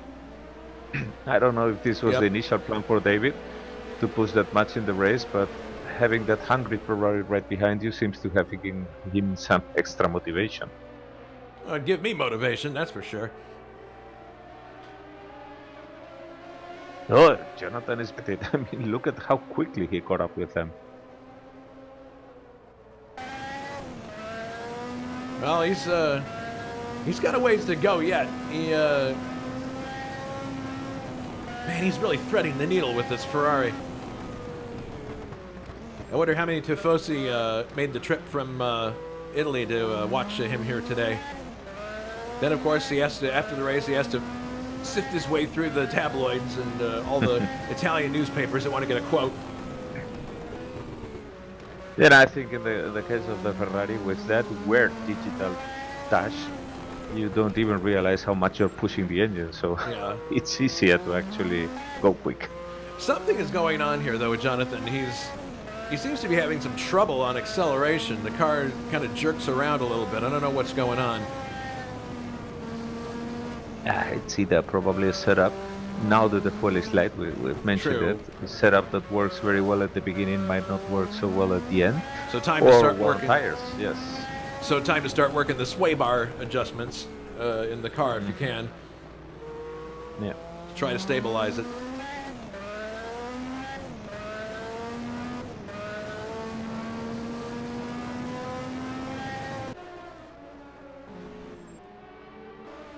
See, cars are pretty spread out right now, except, here's John Team starting to close in on Coxon, looking for a way by into the first turn. Is he going to get it done? No. Coxon just calmly just keeps his car where he's supposed to be, and Team and came very close to hitting him in the back there, but luckily did not. Yeah, but not a moment of rest for poor Richard. Yeah, Richard's definitely he's a very busy driver today. Lots of stuff to take into account. He can't just, it's not like he's running out there on his own. Yeah, John is really anxious to get by. Based on last race, he knows that anything can happen. We still have a ways to go. We're getting towards the end here, but still a little ways to go for these cars. Jonathan has now fallen back a bit. Oh. Probably, I think that the effort has basically cooked his tires. He's now about to lap Brian Janik, who is keeping the sack speed there in the race, which is very nice. And now John Team is right with Coxon now. Oh, and he is going to lose a lot of that momentum because he just ran off the course just for a split second, and now he's got to do it all over again. That is one of the most frustrating things in races like this, is when you gain up to the point where you're right with somebody, right in their back wing, and then you make a mistake, and then you have to do it all over again. Yep. Really nerve-wracking. Yep. Cue sad trombone. Well, I don't know. He's now climbing up the walls. He's closing up again on Coxon very quickly here. Yep. That Renault Ligier combination working well for John here. Oscar is all the way. Well, actually, Oscar is right behind him in 12th. Yeah, although. Yeah, here's Oscar, but he's a ways back. I think one lap behind, probably. Almost. No, he's 49 seconds behind Oscar at this point. Look at this, John having a look on the inside here. Coxon's one of the best when it comes to dealing a dummy to the guy in front of you. Yep. I wonder if he's got any tricks in his bag for someone who's following him. He really seems to be unfazed by Tim, but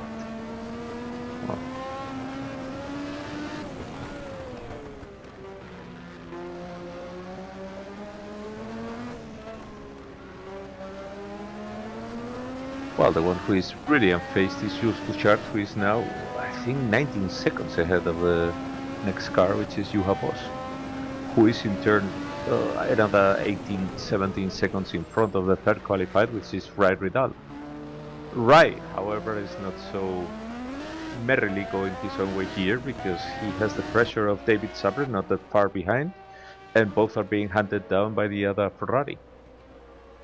Yeah, they've been running this way most of the race, the two of them very close to each other, but the only real incident that caused a reversal of order was when David ran off into the gravel at the end of the first turn. Team now has overtaken Coxon. Let's take a look at that on replay. You got him on the outside, coming in off of a turn and swept around the outside. That was the first turn, actually. If we run it back. Yeah, I think that Richard saw it coming, and it did make no sense for him to. Oh, he had him actually.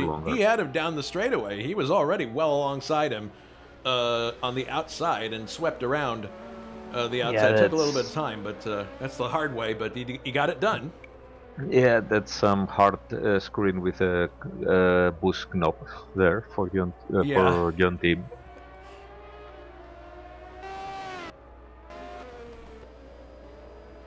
So Jonathan in 5th is still a little ways behind the McLarens, who are 2nd and 3rd. I'm sorry, 3rd and 4th. And then you have Juha in 2nd place. He's still okay. He doesn't have to worry too much about the McLarens behind him yet. The most likely battle that will emerge seems to be Jonathan Asselklinth and David Sabre at this point. If Jonathan doesn't overdrive the car to get there, I think your analysis is spot on. I think he overcooked his tires in his effort to get close. Yeah, we know that the track is hard. It's hard on the tires. So if you're seeing a car doing that kind of effort to catch up or to overtake or whatever, you can be sure that the tires are paying dearly for that. Now he's right with him. Right close. Oh! Almost picking his car up like a spatula. Yeah, not sure what he's trying to do, because there's no place to pass here. No, but he's psychologically probably taxing David. David has to maintain his focus on what's going on in front of him. Meanwhile, he's got this big scarlet car behind him. There's so also much. the fact. Sorry, go ahead. No, go ahead. Go ahead. There's also the factor we haven't talked much about of the washout when you are close to Yes. another car. So Yes. in this very narrow track, I would gather that what happened before to Jonathan was that he was overcooking the front tires due to being so close to the car in front. Yeah, I mean, we talk about that a lot in IndyCar racing, especially in ovals. But yeah, it definitely does have a factor here. Jonathan easing back a little bit now, going to take another run probably at some point. But the Ferrari team and the McLaren team definitely looking very strong at this race today. But no one seems to have an answer. Brian Janik out of the race. Oh, shoot. What happened there? That's probably the expected fate of the sack speed anyway, but Yeah, engine most likely, but check that. There's that, and indeed it's the engine. well, there you go. Jonathan's right with Saber now. Looks like he's going to try. It's the same point on the track, actually, where he was with him this close before. He really seems to have the measure on the McLaren right here, particularly as he's now looking up the inside. Can he get it done down the inside? Yes, he just gets it done. It looked like he might have overcooked it, but no, he just got it done. Jonathan up to 4th place. Saber down to 5th. It looked like, I mean, he just was on the bare edge of adhesion there going into that turn, the second turn. Just got it done. You can see the difference in composure when they were negotiating that same turn. The Ferrari was all over the place while the McLaren was rock. No, what's going on now? Jonathan's run off the track and he's in the kitty litter. He had 2 hot tires. I think that was the issue. That has got to be so frustrating. He's still in 5th. So he only, all it cost him was going back to the position he was in the first place, but man, that's really too But just much. as I was saying, I mean, that the Ferrari looked so wide while the McLaren looked so composed in the turn, and like 100 meters down the road, see what happens. I mean, that Ferrari was obviously too much on the edge. Part of the problem was that his left side tires were on the gravel before he got to the corner, so that impeded his grip, definitely. But he was very lucky to get back on and back running again. He's still in 5th place, according to our telemetry, so good. Good recovery from Jonathan. He's in 5th place. Yes. Correct. And the McLarens continue in 4th and 3rd with the leading Ferrari, the Tifosi, going mad for Juha Boss in 2nd place. But nobody has an answer for Jules Bouchard, who is 18.8 seconds out in front of Juha at this point. Another dominating performance. Yep. Let's see what the engine thinks of all of this. 20 laps to go. Yeah, and he's signaling pits now, speaking of Bouchard. Really? Well, he's got Yeah. 18.9 seconds as a gap. Now, is that going to be enough for him to duck in and get tires and duck out and come back out again? Or is it going to be a problem? It's going to be close, I think. It may be an automated response by the... Oh, his green light is on now in his cockpit. I'm not sure what that means. But whatever the case, Juha hasn't been in the pits either, so Yeah, I don't know what the strategy would be for him. strange. We cannot read the driver's minds, nor will we try the Sam Posey, hey, it's Jason White at Race Control, do you read us? You know, stuff, you know, especially now while they're driving. Well, whatever the case, we're going to find out soon. Yep. Because he has to do this long turn and then the track sweeps back to the area where he would be entering the pits. Yeah. Actually, on the subject of Jonathan again, Cesarius on the YouTube chat as a very crucial point. He kept the car rolling. That is the key when you're in the gravel. You have to keep the momentum going. If you... Okay, here we go. Let's see what happens. Yeah, he's diving in the pits. Okay, here comes our leader, Jules Bouchard, into the pits for his lone pit stop. The space between himself and Juha is 18.6 seconds. Up and goes he the car. is on the hard tires. Okay, interesting. Why would you go for hard Yep. tires with so little to go? Wouldn't you go with softs? Doesn't make sense. It's really weird that he doesn't put a softer component, but if that works for him. But what this seems to point out, I would say, is that he has a higher aerodynamic downforce than the other cars, and that's where he's gaining his advantage in the corners. Well, Jules And managed he's second. He's second. So he managed to get out of the pits ahead of the McLaren duo, and into the lead goes the Ferrari of Juha Boss. Yes. The Tifosi go berserk. So let me check that because, okay, let's see. Since Bouchard has put the hard tires, and I would gather that it's the same compound that he was using before, because I mean he hasn't gone any softer, and I don't think he would have gone harder when the car is lighter. So we can assume that's what he was having. So let's see. Juha was doing 132.1 in the last lap. Jules was doing 131.8, so he seems to be indeed quicker, slightly quicker than the Ferrari. Remember that the Ferrari hasn't changed the wheels, so while they can last for the whole race, this is a situation where if tires suddenly reach the point where they say, I don't want to go anymore, you go from like 90% grip to falling off the cliff. Yes. All right, so Juha, enjoying the clear view up front, goes for another lap. And he has got a 6-second lead on Jules Bouchard at this point. It was 9 seconds previously, so it's already started to shrink.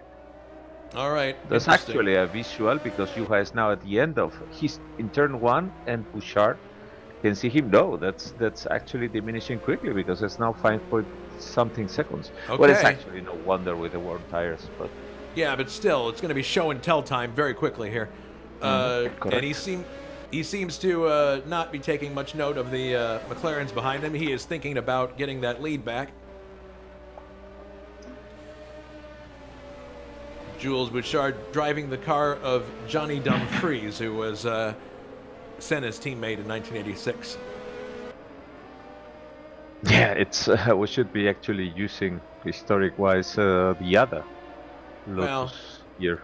Well, I think Luciano Rocha being Brazilian makes sense that he would be driving Senna's.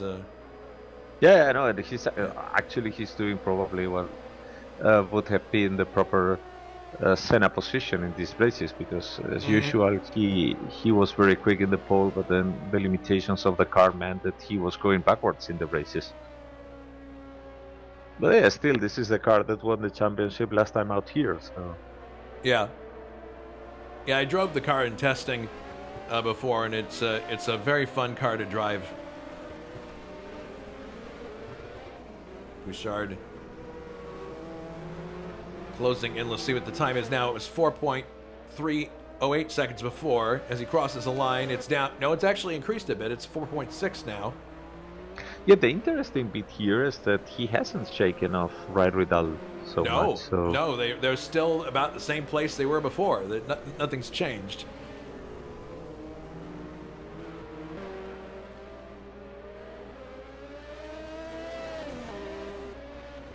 it seems that the gap has stabilized a bit now.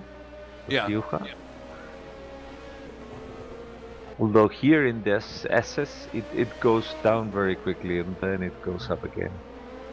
I would say that probably, well, what's going on here, as we have mentioned, is Bouchard is using much higher wings, whereas Juha is probably leaning more on the power of the Ferrari engine and lower wings to make the lap times. And thus, that's why he runs a bit away in the straights, but then when we are coming to this section, especially considering that he has the warm tires, that's when Bouchard is catching up with him. Yeah. Bouchard and Ray and David. I mean, Gap is now down to 3.6 seconds. yeah, and this is one of the things that makes you wonder, because unless Juha is really willing to go till the end of the race like this, he's now losing a lot of time against the McLaren. So you gotta wonder, because the proper moment to stop for him would have been some laps ago. And now he's basically wasting all the advantage because I remember at some point he had like 18 seconds to the McLaren behind. I think Is now 5 seconds at most. Now it's 2.9 seconds. I think he's committed at this point because we don't. Now he's actually lagging behind a back marker here. Or no, wait, he's already by him. That's Bruno Chacon. Who gets out of the way of Bouchard, no problem. But yeah, I think you're right. If he was going to make a stop, I think the opportunity for that stop is come and gone. He's basically committed himself to what he's got. This could be a very interesting finish. Yeah, Jonathan did the stop. Yep. And well, he has lost a lot of ground to the McLarens due to the crook in the tires, some air frost there. But you gotta wonder if you had stopped earlier, he would have come out, let's say, 3-4 seconds behind the McLarens. That's true, he would have lost the position there. Yeah. But he would be on fresher tires, and he has shown that he had more pace than the McLarens for nearly the rest of the race so far. So I don't know.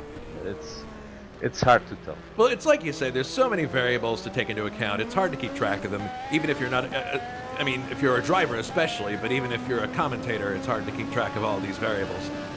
Boost, fuel usage, tire heat. And in the end, you have to probably pick who you think is your closest rival and then try to do your strategy considering what he will do. And maybe you had didn't set up the strategy considering the McLarens, but the Lotus or whatever, or the other cars. Gap is 2.4 now, and Jules has got the bit between his teeth now. He sees that red Ferrari in front of him, and he sees the chance to get that lead back. I'm still surprised that he went with hard tires. That doesn't make sense to me. Does it make sense to you? It seems to be what the Lotus requires, at least for his driving. Okay, that's a good point. Because, like I said, probably what happens here is that Bouchard is using more wing than the other cars. That's what's giving him that big advantage in the corners. Yeah. I mean, you can see it clearly that that's where he's gaining a lot. So if he's doing that, then you can imagine that he puts more stress on the tires in the corners, and therefore he needs a harder compound. The thing is, where is he making up for the fuel that he's using? Because, you know, with that extra downforce, you obviously have more drag, so something's going on here, because that's what actually, I mean, something, Bouchard must be doing something very well in terms of fuel saving, either coasting or whatever, or using the boost, I don't know, but he really seems to be mastering his game here. Yeah, he's got something up his sleeve that he's using to game the fuel situation, because obviously he wouldn't drive all this distance just to go putt-putt with 2 laps to go out of fuel. He's smarter than that. Yeah, and we were talking about Luciano Rocha some time ago. He's now being hunted down by Grant. Now he seems to be speeding up away, but Grant is really catching up with him, so this is going to be a hard one for Luciano to that position. And it's the last points-paying position. It's going to be a tough fight because it's the last one that pays points. Like you love to point out, the positions that are fought for the most are first, third, because it's the last stop in the podium, and then sixth, because that's the last place you pay points. Yep.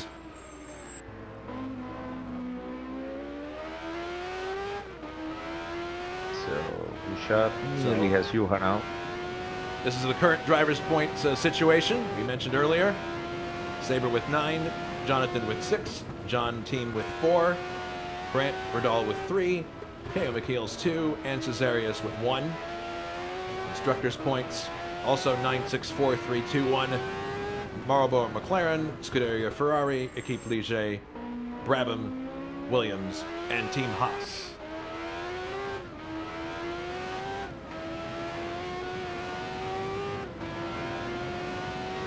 Now this is really a bitter pill to swallow for Juha now, because he sees all the hungry pack of wolves coming from behind, and he knows that he's going. Yeah, imagine, I mean, you're first, and you're going to very quickly be out of the podium. Oh, this is going to be interesting. How wide can Juha make that Ferrari? The Tifosi are pulling for him.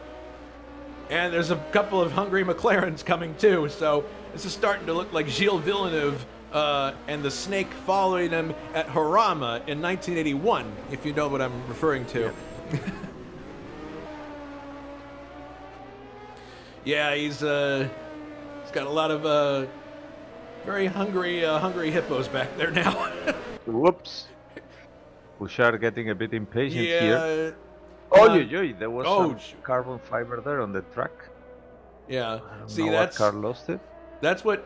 That's one of the things you has got to be thinking of. If he can make one of them go for it at the wrong spot and then they run off the track, or make them overheat their tires trying to get by, that's something he could do. But really, oh my goodness, there's a bunch of dust here. Somebody in the there was a there you go. Oh. Meanwhile, David Saber gets by to get ahead of Bouchard. Saber gets by Bouchard. Let's look at that in a replay. So that carbon fiber that we found before. I think it was just the bit. I think it was the small distraction of Tim Hilla that precipitated this. Yep. And then he slipped by on the inside. Very well done. Very heads-up driving by David Saber, who is back up into second place now. Now things are going to get really interesting. I think this is also what Juha was wanted, because he had probably realized that the McLarens were on the same pace as the... Saber just slips by on the inside and into the lead. Saber slips by, and oh my goodness, Juha runs off the track. He's all the way down to fourth place in that exchange. Well, that was rather unceremonious, but it worked. He just got ganged up on there. There goes David by. And then... Yeah, I think that it was like Shard was basically telling him, hey. My God, everybody just rushed by at once, it seemed. Oh, man, that was rough. So now, the winner of the Brazilian Grand Prix, David Saber, has an opportunity to make it 2 for 2 in this F1 season and extend our red and white car streak of winning races.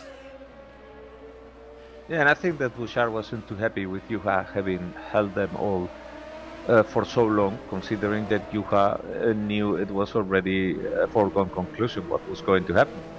So when the opportunity arose, Bouchard was saying like, hey, I'm not going to have any hindsight here, because I've been held up enough, and this has actually caused me a lot of trouble with the McLaren. So he zoomed. Well, now Jules... running second behind David Saber, has a chance to be the spoiler here with just a little... Oh! Juha spins and Jonathan is going to overtake him. Oh no! What happened here? Yeah. Well, those tires were shot. The tires are gone in the car. That is what's going on. Yes. Yeah, he lost it under acceleration coming out of the second turn. Yeah, those tires are cooked. They're done. Stick a fork in them. Oh goodness. Well, Juha played his hand, and it just unfortunately was not the right one for this race. But that promotes his teammate Jonathan to fourth place, though. So Jonathan now looking for another possible podium finish if he can get up there with the McLarens. And Grant, meanwhile, already on Luciano Rocha's rear.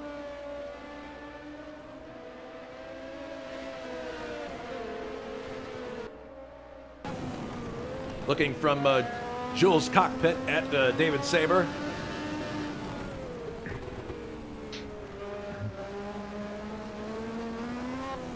I'm thinking Ron Dennis is pretty happy that he signed this Englishman.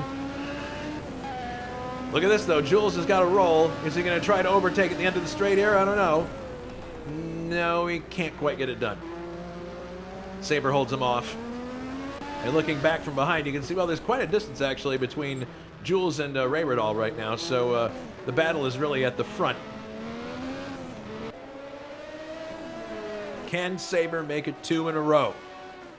That would be spectacular. It would be, and it would position him very well, because obviously that's the one you're not going to drop as a score. So. No. But he's being hounded like crazy by Jules Bouchard. Jules is not going to let him get away with this one, if he can help it. Now they're Yeah, coming it's up the to... same case. Oops, now he overdid it on the throttle. But it's the same case for Bouchard because he has already a drop car from Jacarepagua, and he obviously wants to make count the ones that he has to score. I mean, Yep. obviously he can still drop more scores, that's for sure. But at some point you run out of that.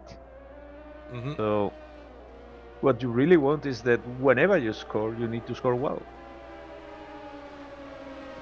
But he seems to need to take it easier because maybe the second wouldn't be that much of a score to count down later on.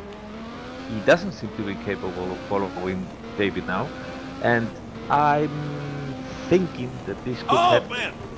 Sorry to interrupt. Coxon just blew his engine on the front straight. Yep. Go ahead. Sorry.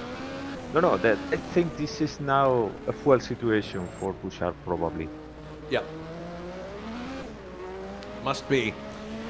Because look, the Renault engine is very powerful, so if he's not overtaking in the straights, that's probably because he's not willing to use the boost knob. He's already pushing it too much with his lack in terms of the fuel. True. Oh my goodness, he just had a real tank slapper moment coming out of the corner, but he's got it under control once again. Oh goodness, yeah, look at how close, look at how close Bouchard is. He's right there. Yeah, they should be careful though, because both Rai and Jonathan are very close behind. Oh man, these guys are going for it. And of course, if David has to run to fuel numbers, this is not an enviable position to be in.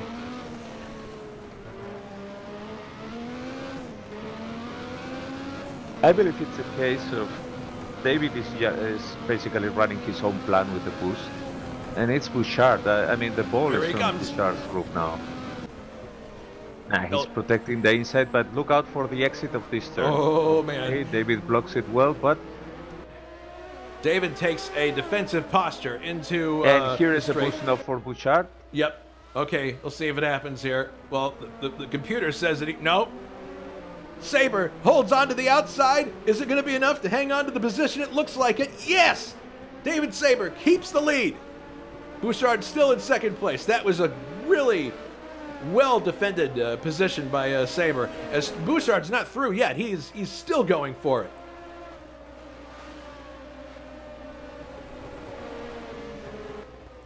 And Grand Ridal is out of the race. Oh, no. Not sure when it happened. Oh, I just caught it in the end of the replay. Blown engine, seems to me. Another engine lets go. Another BMW bites the dust. Yep. Well, they got a car that they got to overtake here in a lap car. It appears to be the lone. It looks like it's Nilsson, the lone Haas entry left. This is exciting stuff, though. These two driving right on the limit, and David thinking about a possible second win in the 1986 series, giving him a maximum of 18 points. But to do it, he has to outfox. Oh no! No! Sabres run off the track and is back to second place. Loses second, now loses third. He has dropped behind Jonathan, and Jules Bouchard goes into the lead. My goodness. That happened so fast. Replay. He ran off. Is that just a case of tires overheating, or? Yeah, I mean, or I'm not sure if he caught up to man. her. No. Yeah, he caught that. That was a bit of an error in judgments. He went too hot into that turn.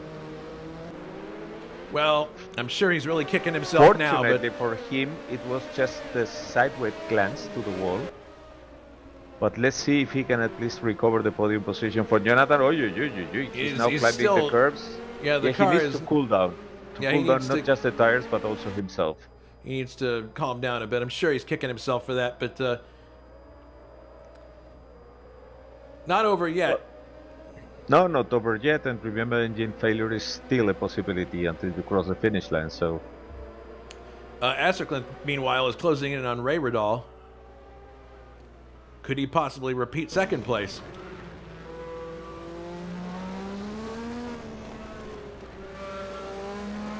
It's fair to say that Jonathan, like many other people last race, benefited largely from the attrition rate. And it's happening again here today. The attrition rate is a huge part of the story. Well, it is, but on his own merits, he's up there. Yes, he is. Yeah, he has benefited from the problems for David Sabre, but what other car has been quicker than him now that he's third? I mean, he was top 5 in terms of pace. So, I mean, Juha was going a bit quicker than him, yes, but the tire choice by Juha was not good. So overall, Jonathan is there in a very well-deserved position right now. Yep. Well, he's maintaining a good gap between Ridal here, and he doesn't seem like he's giving it everything he has. Driving and I pretty can see that smoothly. David is going running quite off the track a slow little now. bit. Yeah, I can see that David after this incident is going much slower now because he's about to be overtaken by Anders Nilsson, who is going to unlap himself. And I think it's a case of probably not willing to set much the tires, but I think the car is weaving a lot and there could be some damage, at least enough damage. He did glance the barrier. Yeah, I know. So, not terminal damage. And let me check that. Well, slightly bent wheel, and he's going in straight line. So, whoops!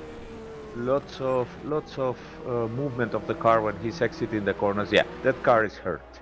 Yeah. So I think at this point it's damage management for him.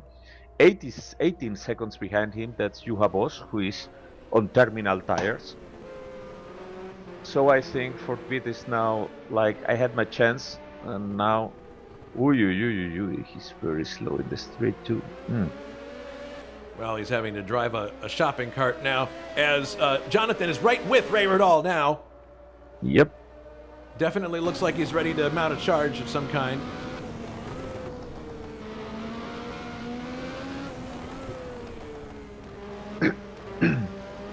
And Juha has not thrown everything away here. He is running in 5th, and Saber's running 4th. I mean, they're still going to, if things stay the way they are, and we only have a few laps to go here, they'll still come away with some points. But man, it was spectacular to watch the battles going on. Every time we have people placed in cars for F1 in particular, F1 is always the hardest one to place people in because it's so popular and everybody wants to be in the car they want to be in. We always cross our fingers and hope that we've put people in cars that will result in excellent battles and an even, reasonably even series. I would say so far it's looking pretty good. The pairings of cars and teams. I mean, obviously, definitely with Jules and Luciano with Lotus, but McLaren team seems strong. Ferrari seems strong. Yeah, and you should also remember that you have here, even if they are overall well paired, you have cars with very different characteristics. Yes. In that Lotus usually goes from quicker to slower over the race, while McLaren does the opposite. So the fact that Jonathan spins out. Oh no! Get it going. Get it going. Recover and keep the position. He can't. He's gonna. Yes. He's gonna keep 3rd, but man, that happened so fast. Replay. He just loses it under acceleration. It was the exact same thing that happened a while ago to another driver. I can't remember who it was, but exact same thing. Under acceleration, the rear just wants to overtake the front there. But thankfully, he's able to keep his 3rd. 4 laps now for Ray Ridal to try something. Yeah, if he has anything to show Bouchard, now's the time to do it.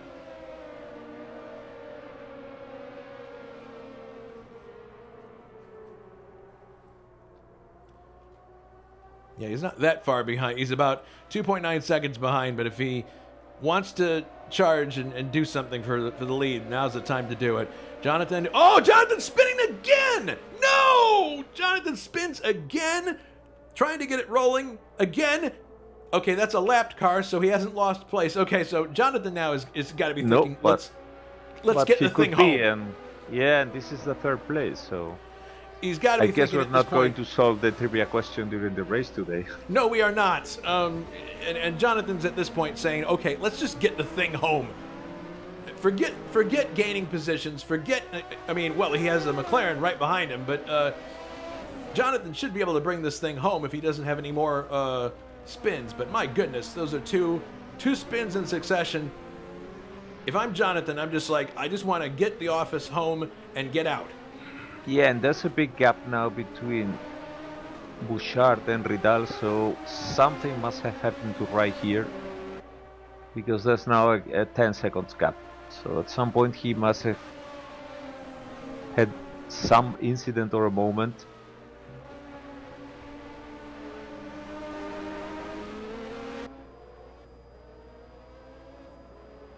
Yeah, I think David Yunt is right on the YouTube chat. Hot tires for sure could play a role in what we saw there. He's still a pretty good distance in front of David Saber, so yeah, if Ray's going to do anything, the gap now is 9.454 seconds. So with 2 laps to go after this one, there are now 2 laps to go coming up. Bouchard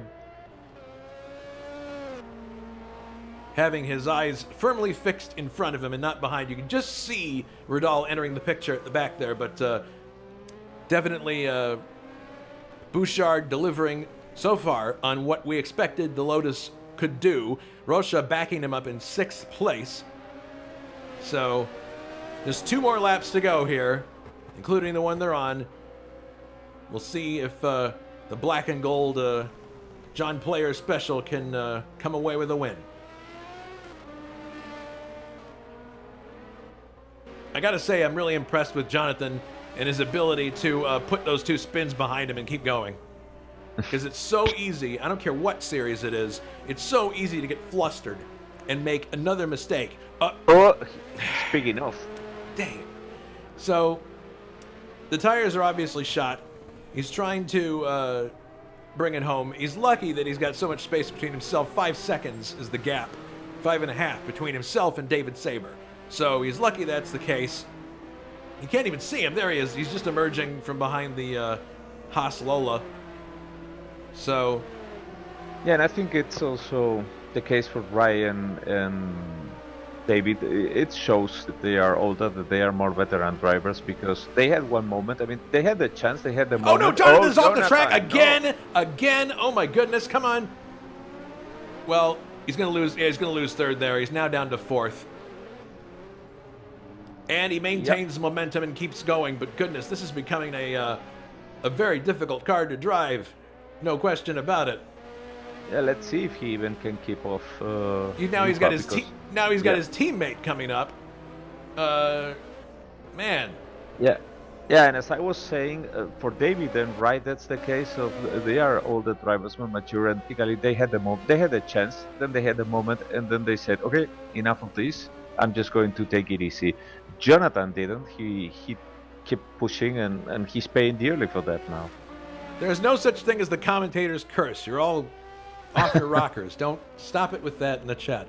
Bouchard, meanwhile, who I said a lot of good stuff about prior to this. Jonathan can't even keep it in straight line. Dang. So it looks like after the disappointment of Rio, Jules Bouchard and JPS Lotus are going to make good on what they showed us. Just a few more corners to go. Such disappointment when the engine gave up the ghost with only a few laps to go in Rio de Janeiro. And now, with only a few corners to go, Bouchard is hoping to show everybody what Rio was supposed to be. Here's the pit entrance. So he's got 1 corner to go. There is that last corner, and here comes Jules Bouchard up towards the line. And Jules Bouchard is going to win the Spanish Grand Prix, and he darts and dives in celebration. Redemption here at Jerez for Jules Bouchard. Oh, Jonathan overtaking Ray Ridal. Whoa! Jonathan, another off-course excursion, which is going to leave Ray Ridal heading for And my goodness, there's more cars going off. Sabre has gone off the track. These tires are absolutely done. And that's you Ray had Riddle, Jonathan fourth and David fifth. Ray Riddle is finishing in second. Juha is third. Juha is third.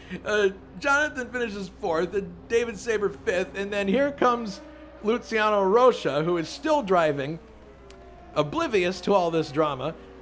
And he brings his Lotus home in a very good sixth place.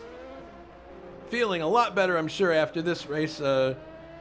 Having such difficult trouble with especially with the repairs after an incident.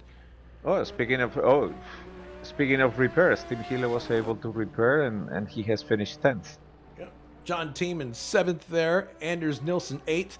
9th Oscar Team. 10th is Tim Hille. He's still rolling.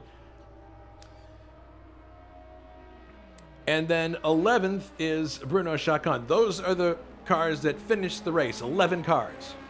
So Bruno once again proves that he's got a steady hand, and he brings his Barclay Arrows BMW home in 11th. Yep. All right. Well, do we want to do the trivia question? I guess so. You guess so. Okay. So the trivia question is: who won the most recent Spanish Grand Prix held at the Jerez circuit? Was it A, Alain Prost, B, Ayrton Senna, or was it C, Nigel Mansell? You repeat the question, I can take part. Who won the most recent Spanish Grand Prix held at the Jerez circuit? Was it A, Alain Prost, B, Ayrton Senna, or C, Nigel Mansell? I'll go Time's with up. Mansell. Yeah, I'm going to take a blind guess and say Nigel. I'm sorry. Oh goodness, my sounds are all screwed up again. Dang it. The correct answer is Alain Prost, 1990. It was the last time they raced at Jerez and the last Ferrari win for a long time. Mm-hmm. Yeah. All right. I think that the confusing part of that question is that there were Jerez European Grand Prix, I believe. Or something to that nature. In any case. Sorry. We'll live with it. All right. All right, so we've got a couple of people in the green room here. We've got, well, no, actually, no one's in the green room. We have Juha to talk to.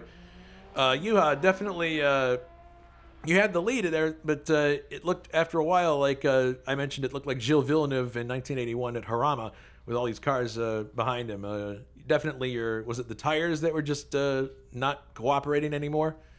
Yeah, it was definitely the tires were completely shot.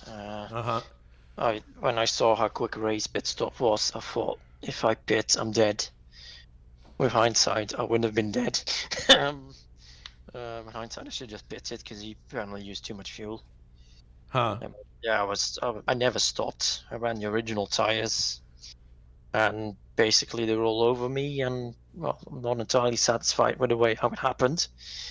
I just got bored out of the way, and after that, I just spun. And I don't know how I got third back. It's not entirely deserved, but I'll take it. Well, everybody decided to go for the sandbox at once there.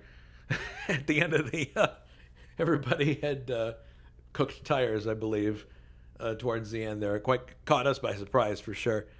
But still, good form for you and Jonathan throughout the race. Showed that the Ferrari team is definitely a team to be reckoned with.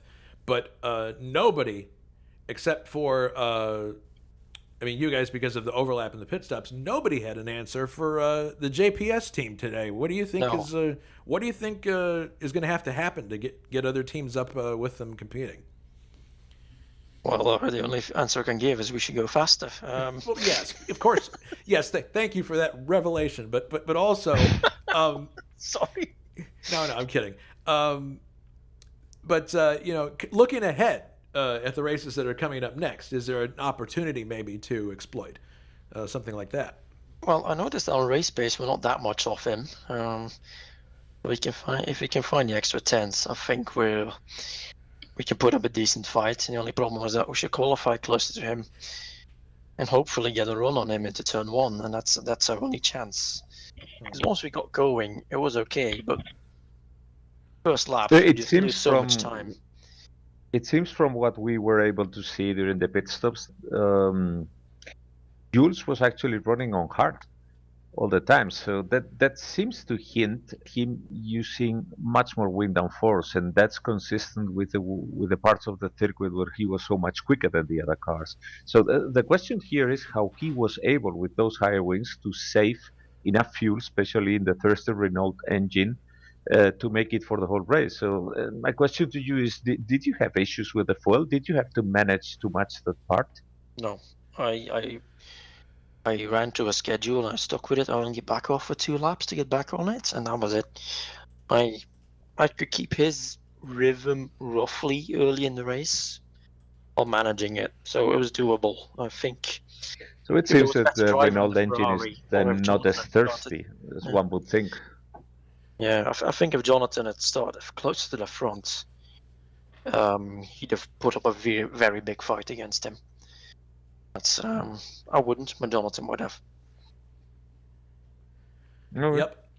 Well, thank you for your post-race comments, Juha. I'd like to remind everybody that coming up next Sunday, if you like broken fiberglass, this is the race for you. It's the support race for the Monaco Grand Prix 1980 in the form of the Pro Cars. This ought to be a very, very attrition-heavy race. Let's say that. Because you've got those Armco barriers stacked 3 high on either side and nowhere to go. Except towards them if you make a mistake. But I think Jonathan will be covering that for us. Ought to be some interesting viewing. Then I believe we have one Sunday where we don't run, and then we're back running with F1 again after that. Yes, it'll be San Marino. Imola, always an excellent circuit, always a lot of fun. Oh, yes.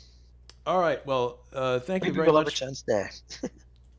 Well, thank you very much for post-race comments, Juha, and thank you, Alberto, for your expert color commentary. Always great fun with you in the booth, and thanks to everybody who's watching on YouTube. We'll see you for the Pro Car race next Sunday at Monaco, and until then, this is Jason White saying so long from Jerez. Everybody take care and be safe.